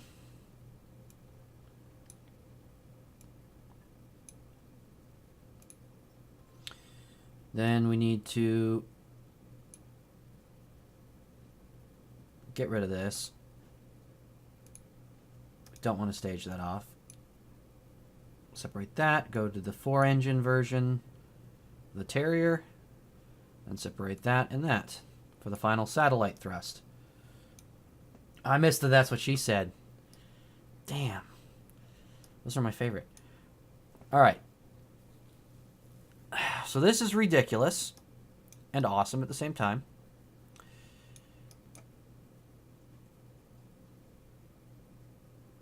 I need to figure out, do I need to be in a higher orbit or lower orbit?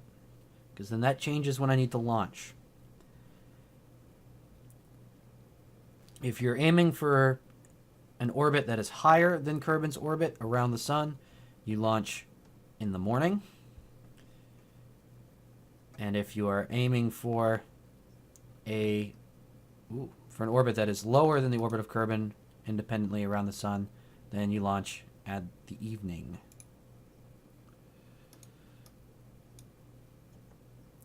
Oh, tiny probe, huge rocket. Okay. That's a winner. Where is this independent orbit I'm supposed to be going for?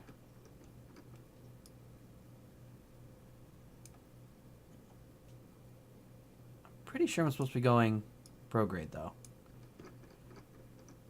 Which we're almost set up for prograde. Almost. Wait just a little longer. So like I said, we want to be right with the sun coming up if we want to go for a higher orbit independently around the sun.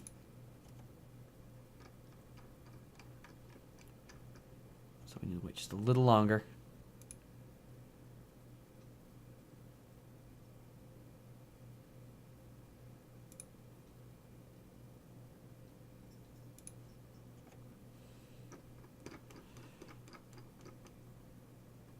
That's almost perfect. All right.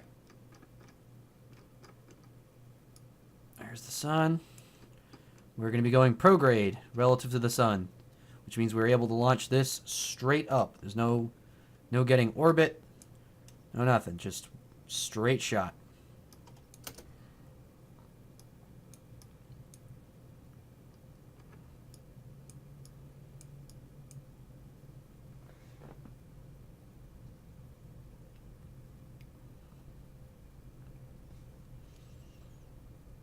So the K-18 is going to give us way more from the solids than we need. But typically, the only reason we worry about that is so we can get into a nice level orbit. And in this case, since we're going straight up, doesn't really matter. We can overshoot as much as we want with the solids. In fact, the more the merrier. Solids drop. I love it when they do that. All right, keep going straight.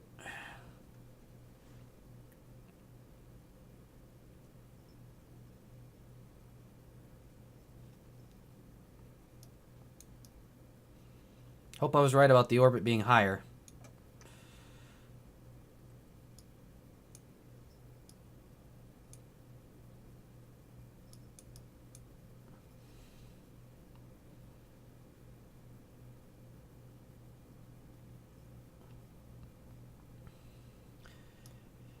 Yeah, anytime you're doing anything with a solar orbit, it's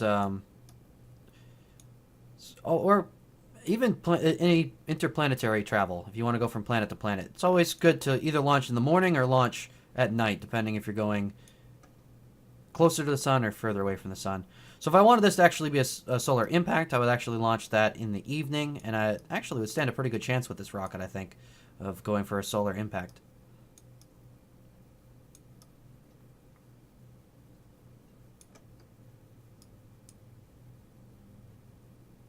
But yeah, if worst case, if that orbit is not as I think it is, drop the fairing by the way. If the orbit is not the way I think it is, and I need to actually go lower, I might just turn this into a Duna probe and just head it off to Duna instead. Because this is actually the way you'd want to do that.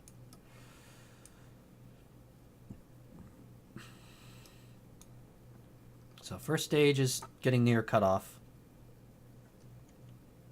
Which is really no more than a sustainer, so you can see we're not really driving that high in apogee yet. But we will very shortly.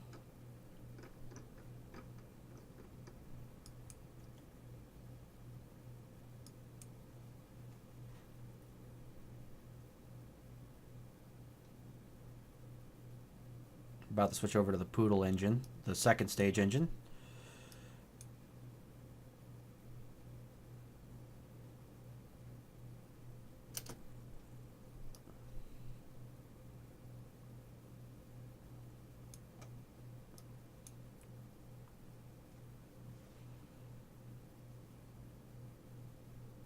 This should hopefully get us all the way to escape velocity.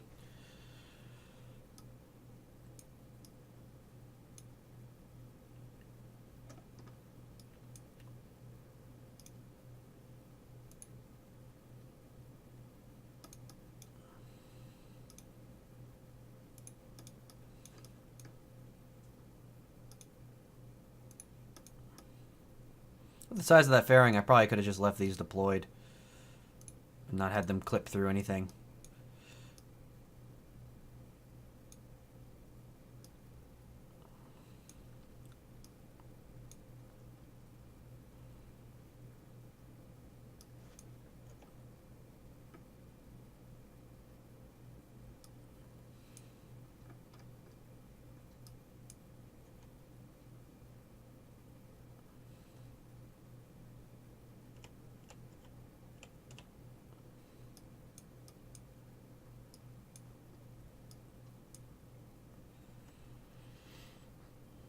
And we'll actually have just as much thrust going into the next stage as well.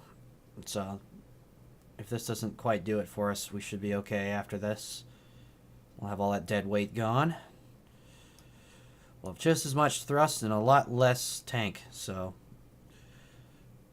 It'll be a shorter burst, but it'll be a much more efficient burst. How many years have I played this? Many years. I first started streaming way back in 2014 for a while. Didn't last very long that time around, though.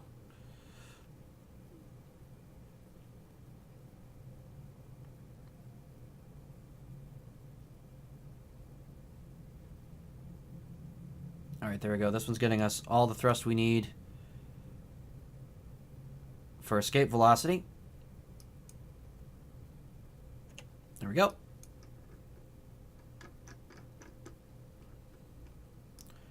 So as you can see now, our apogee, because we launched that way, our apogee actually ends up higher than Kerbin's.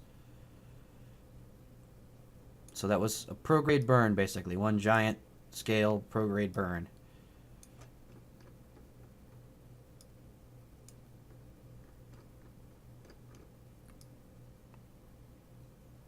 Hopefully, we can actually stay in radio contact this time.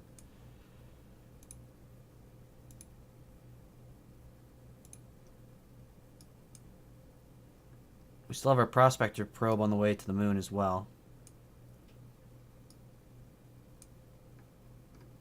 How much fuel do I still have on this? Actually, quite a bit of fuel. Nice. Not bad.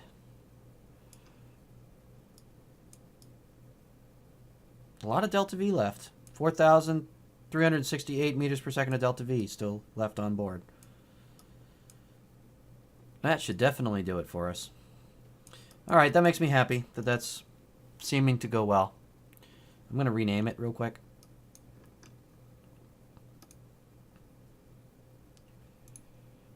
This would then be Sunsat 3.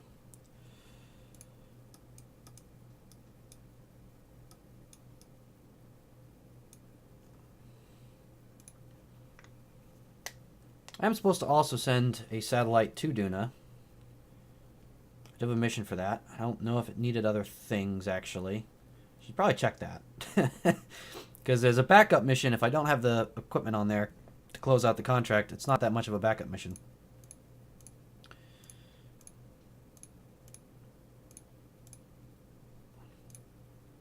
Collect all those launch towers.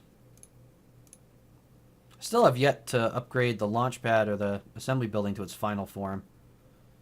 Haven't really needed to do that yet.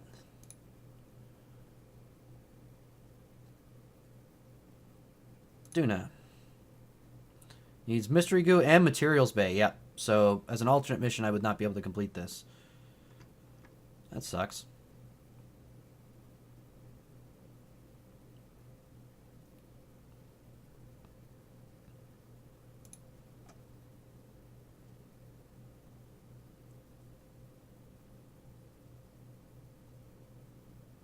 I also should have looked at this. Has a very high apogee and very low, relatively speaking, perigee.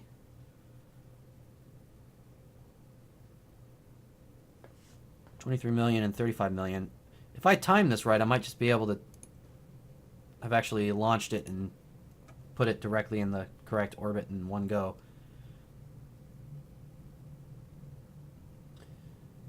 Well, it's on the way, at least. It's on the way now to an independent solar orbit. That's the good news. Basically, you're only changing it oh so much relative to the speed you're already getting out of Kerbin. But now my concern is getting it into the correct orbit. Okay, yeah, it does need to be much higher.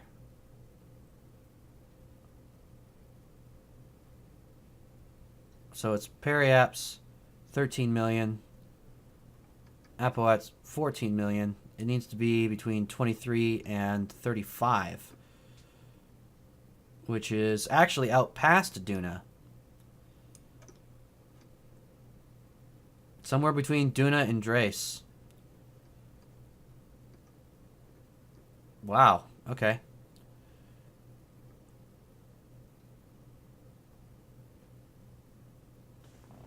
Let's see if I can get rid of some of this junk here so I can actually see what I'm doing. If I look at this from...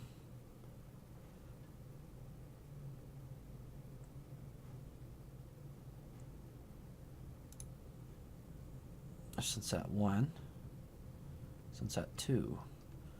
Yeah, let me look at this from Sunset 2's perspective, so I can actually see the target orbit. Oh, yeah. Yeah, the target orbit is way, way up. Wow.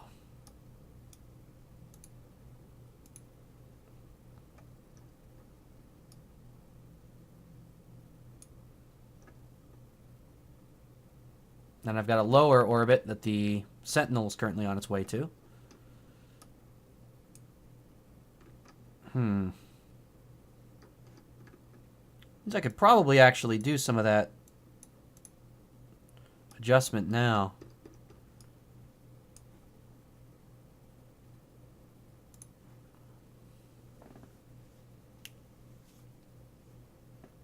Let me see if I could just raise the orbit a little bit.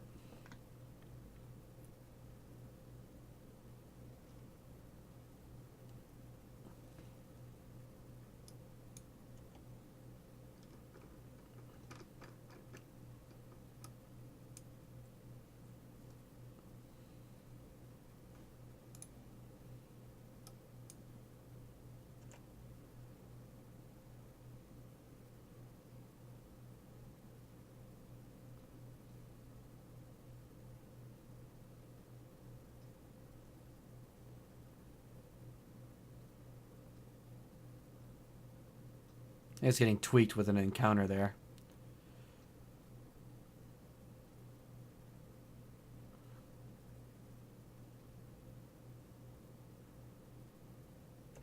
That'll get it out of Kerbin orbit a little faster. Oh, it is. Yeah, it's going to actually slingshot around the moon. Should be interesting. Let's kind of check that out. As long as it doesn't smash into the moon, which, you know, I wouldn't put past me.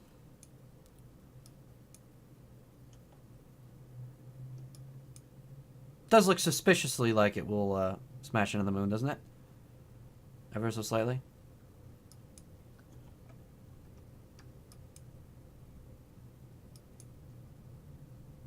Nah, it'll be fine.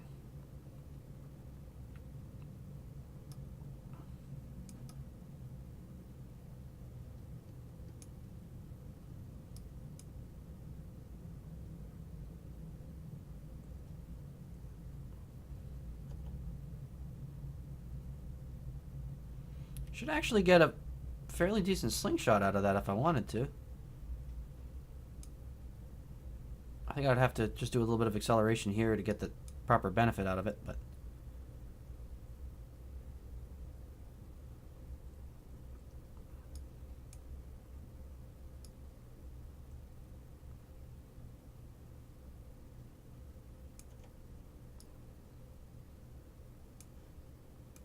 check it out in real time. Even real time, you can really see a big difference to how fast this is moving. You can see the moon actually going by, so to speak. That's pretty cool.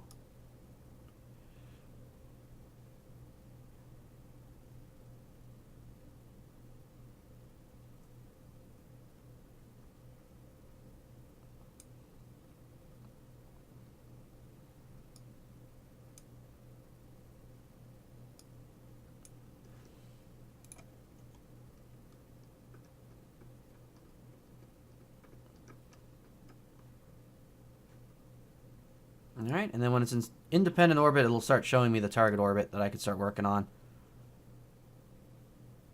The only problem is it takes forever. So, like if I need to make a periapse adjustment, which I know I do, I'm going to be waiting a year before we're in position to adjust it. Even I could do like a radial adjustment halfway, but I mean even then you're talking 136 days away.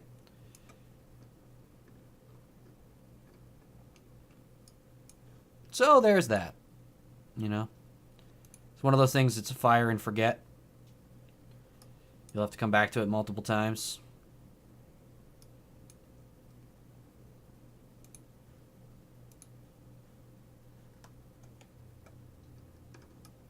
The key is just making sure I've got enough antenna range, which I'm not even sure that I do. And making sure that I maintain solar. Because if that for some reason ends up pointing directly at the sun, for example, then yeah, it's not going to get power and it's going to be screwed for a while.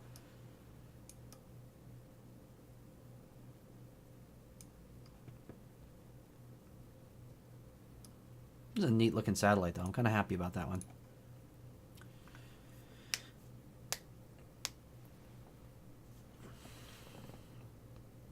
Our poor Sun Satellite 2 was in radio contact almost all the way up until it finally needed to do its adjustment, and then and then lost contact. Let's see. Real quick, I'm probably going to check one thing on the antennas just to question my own sanity real quick, and then I'm going to probably go over the stations, download all the science that they've gotten for us throughout the day, see if I can unlock something, and then call it a stream. All that giant list of things, and then call it a stream. Let's see. So these have a range of what? 5 million. Whatever that is. Assume that's 5 million meters as a base. So I had 8 of those. This has 2G, which... Okay. Now, I definitely don't know what that means then. Boy. But... Okay. Maybe I do. So 4 of these should be much better than 8 of these. Okay, yeah, I feel a little better.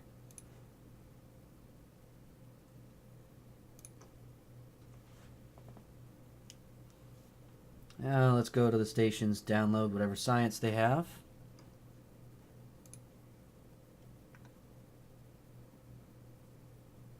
Oh, and I need to check on the lander over in Minmus as well and see how its mining is going.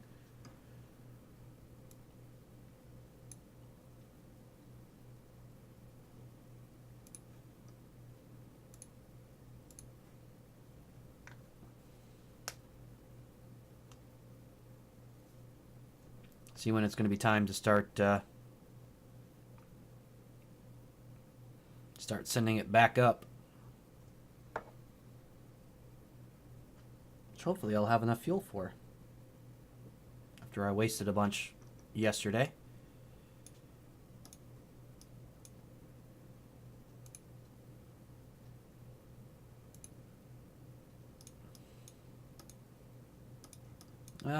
Yeah, very, very little.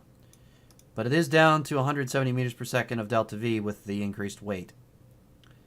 So I'm thinking it might just be time to call it quits on that.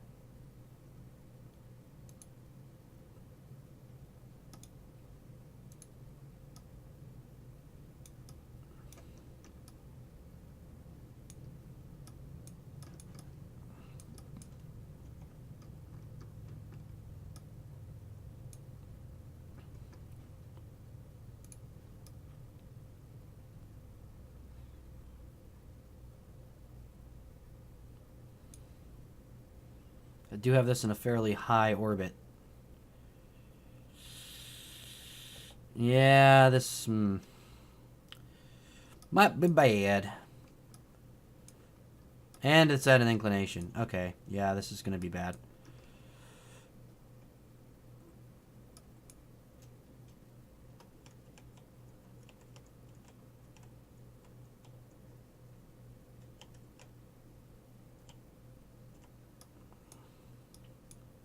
Get over this mountain here.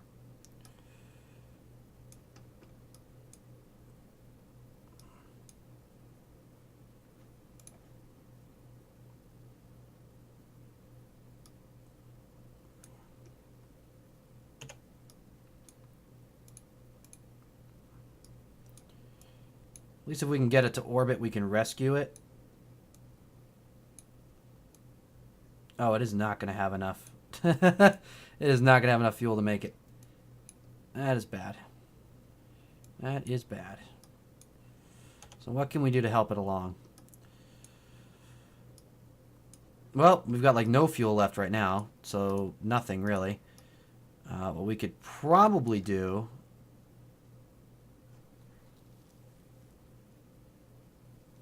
Alright, I got a crazy idea.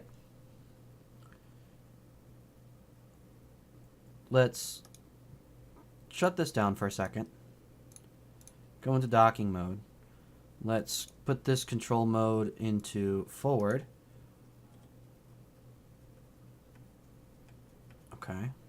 That didn't work. Control mode reversed. Oh, it's because we're not controlling from here, are we? There we go. Forward. Okay. Cool. Now, we aim this way. And now, these RCS thrusters become forward thrusters.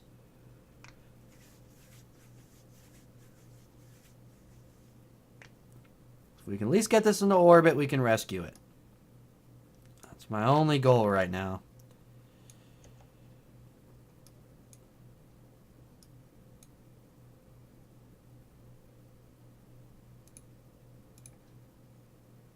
So we only need 33.7 meters per second of delta V, which is not actually a lot.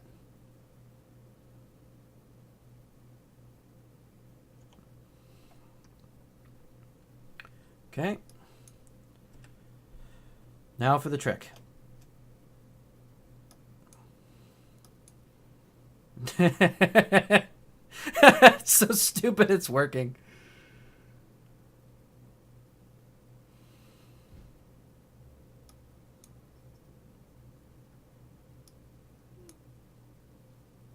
Yes, little lander. Make orbit.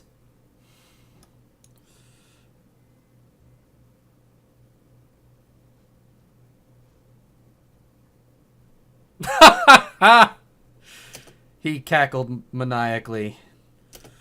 Alright, now.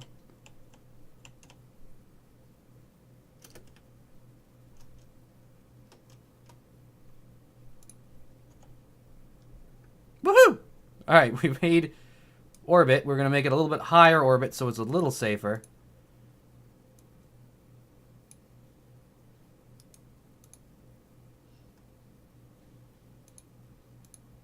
So we're going to warp to our apogee.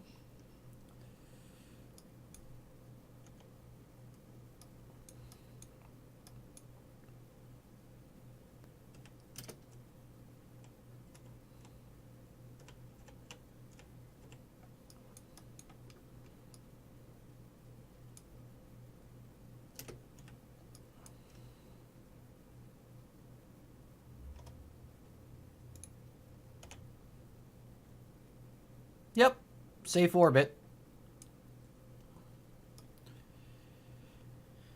All right. That wasn't so bad. 18 degrees of inclination to change, though. Wow. Let me see. Set as target. 20.2 degrees of inclination, actually. That's unfortunate.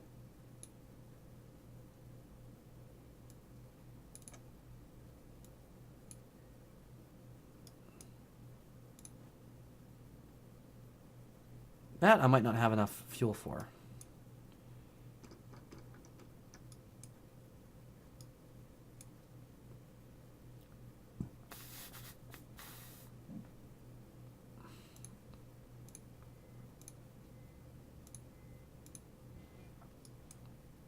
See if I can at least get this as close to the correct inclination as possible as well. Make it easier for whatever rescue vehicle to come pick it up. I'll probably use the other lander, to be honest.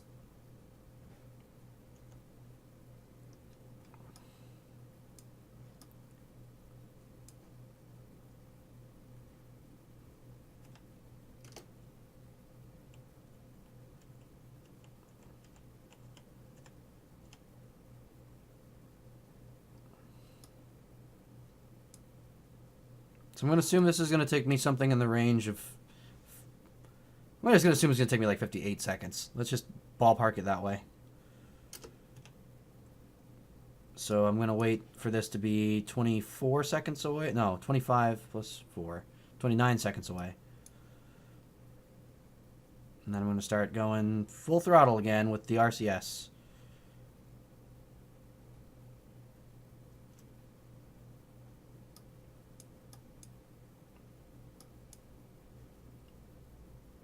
We're going to run out of fuel before we're able to complete the burn.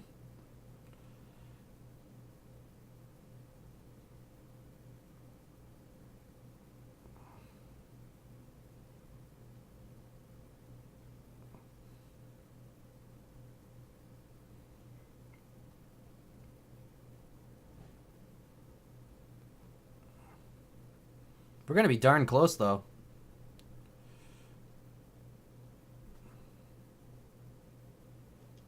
Okay. We now change the control point to up again. Activate this engine again. Use the last of the fuel.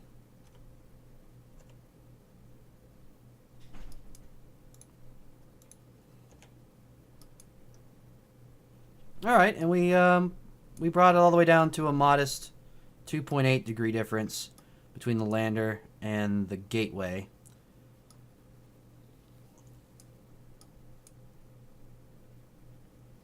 Okay, yeah. A rescue won't be too bad. I might send a claw vehicle out to rescue it and bring it to the station rather than sending one of the other craft. That's kind of a hard call.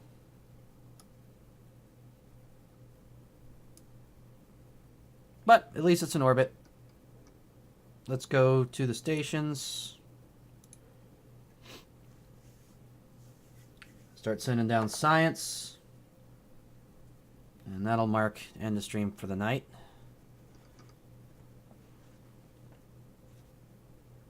So our very mirror looking deep space gateway is first.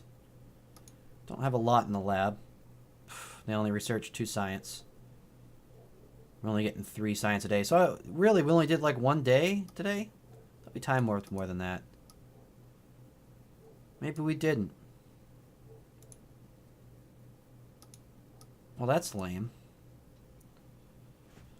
Let's see the other stations.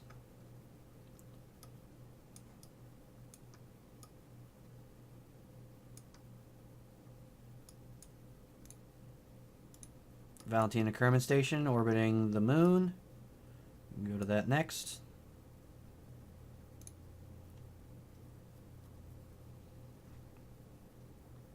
I'm really glad I figured out to do that RCS the way I just did, because that lander did not have enough fuel to even make orbit. That would have just smashed back down into Minmus. That would have been embarrassing. Okay, not much left of the station here, although we do have less than a day's worth of science. So,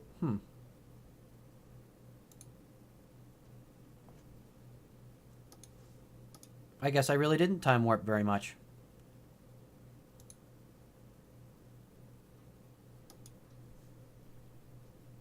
I still want to see if it gets me enough to unlock something, though.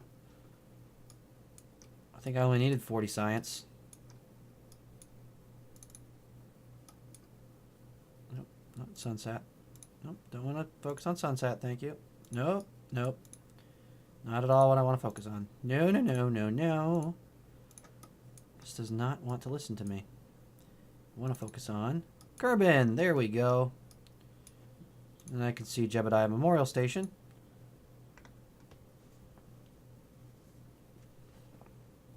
Every now and again I get a last minute idea.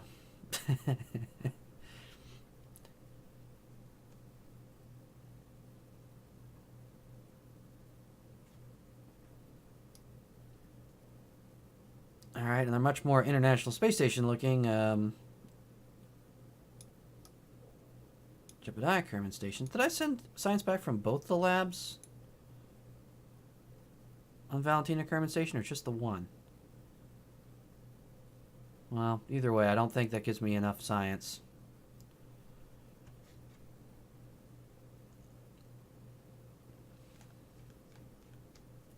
Hmm.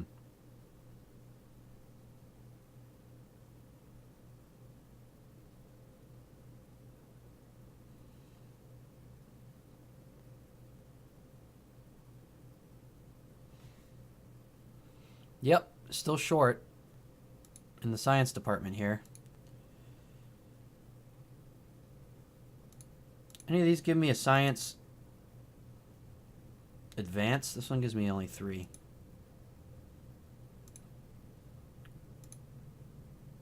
Well, poop.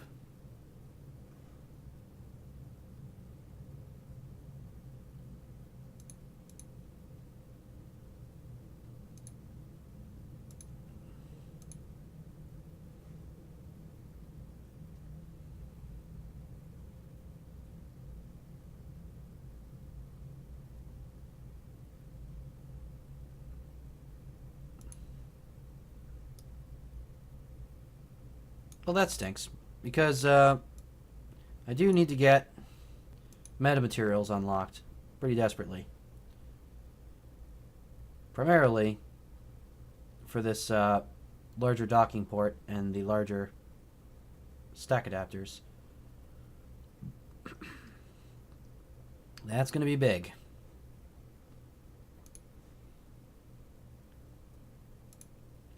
Well, let's see. Rookie question, but I need advice. Mark 1 with Science Junior. I can't get the Science Junior to survive re-entry. Bottom heavy setup.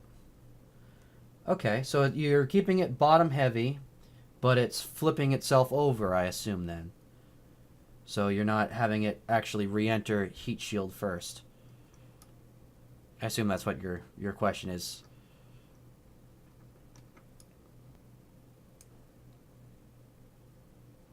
That still has a while.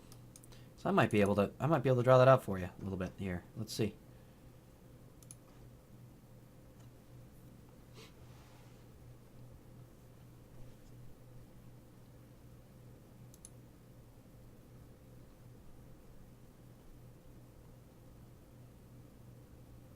Yes, flipping. Okay, that's what I figured. Now there's a couple ways you can go about that, correcting that. One of the things though to look for, because this has messed me up before. So grabbing that, I assume probably had some fuel on it.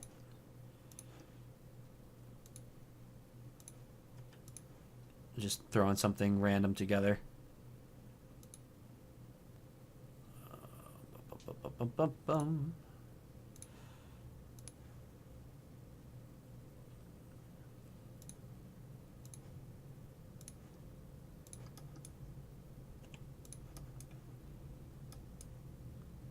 So I would assume it'd probably come out something along these lines. And what you'd probably need to do, if you're looking at your center of mass, actually, if it's going to be low,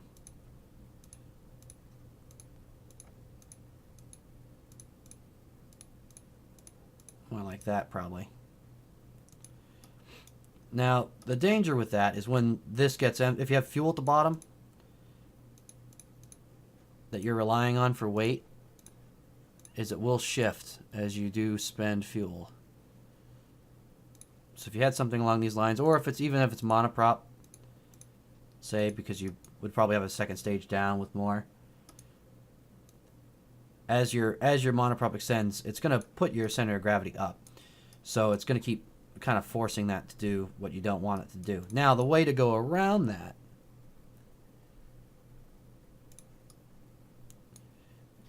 in this case, this is the fundamental of it. Take a look at your aerodynamic overlay and your center of mass with all your fuel expended. And what the tendency is going to be is the direction that you're flowing, your center of aerodynamic resistance, that blue circle, wants to always be behind your center of mass. So that's what's causing it to then flip over. So you could obviously change your weight around, but the other thing you can do is throw fins on. So if we put some fins, say right here,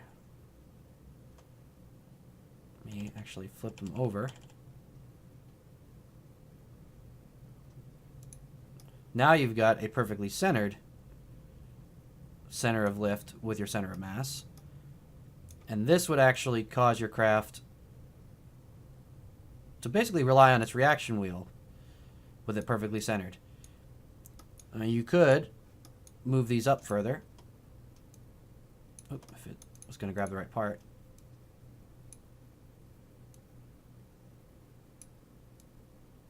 And of course it's dropping it because it's now getting interference.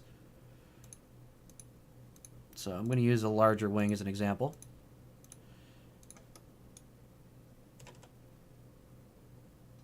Which still isn't working. That's odd. Oh, there we go. If you can get, and this is a really horrible design because this is just thrown together. If you can get your center of lift behind it, you'll be in better position. Now, part of that too is the weight of the ablator. The ablators are actually pretty heavy, if I'm not wrong. Yeah, 0.3 tons. Compared to the rest of the stuff on this vessel, probably pretty heavy. You really only need... Well, no, that's actually throwing it in the wrong direction. I was going to say you really only need a very small amount of ablator, but it's actually throwing this off rather than helping. So let's try this. Let's just kind of...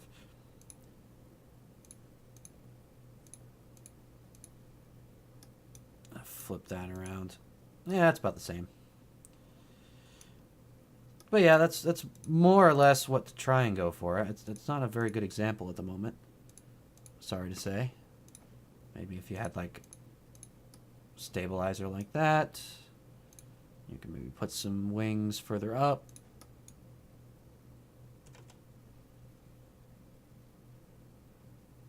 I'm still only getting about the same thing. About centered. Could just increase the amount of wing surface. Do 6 of them.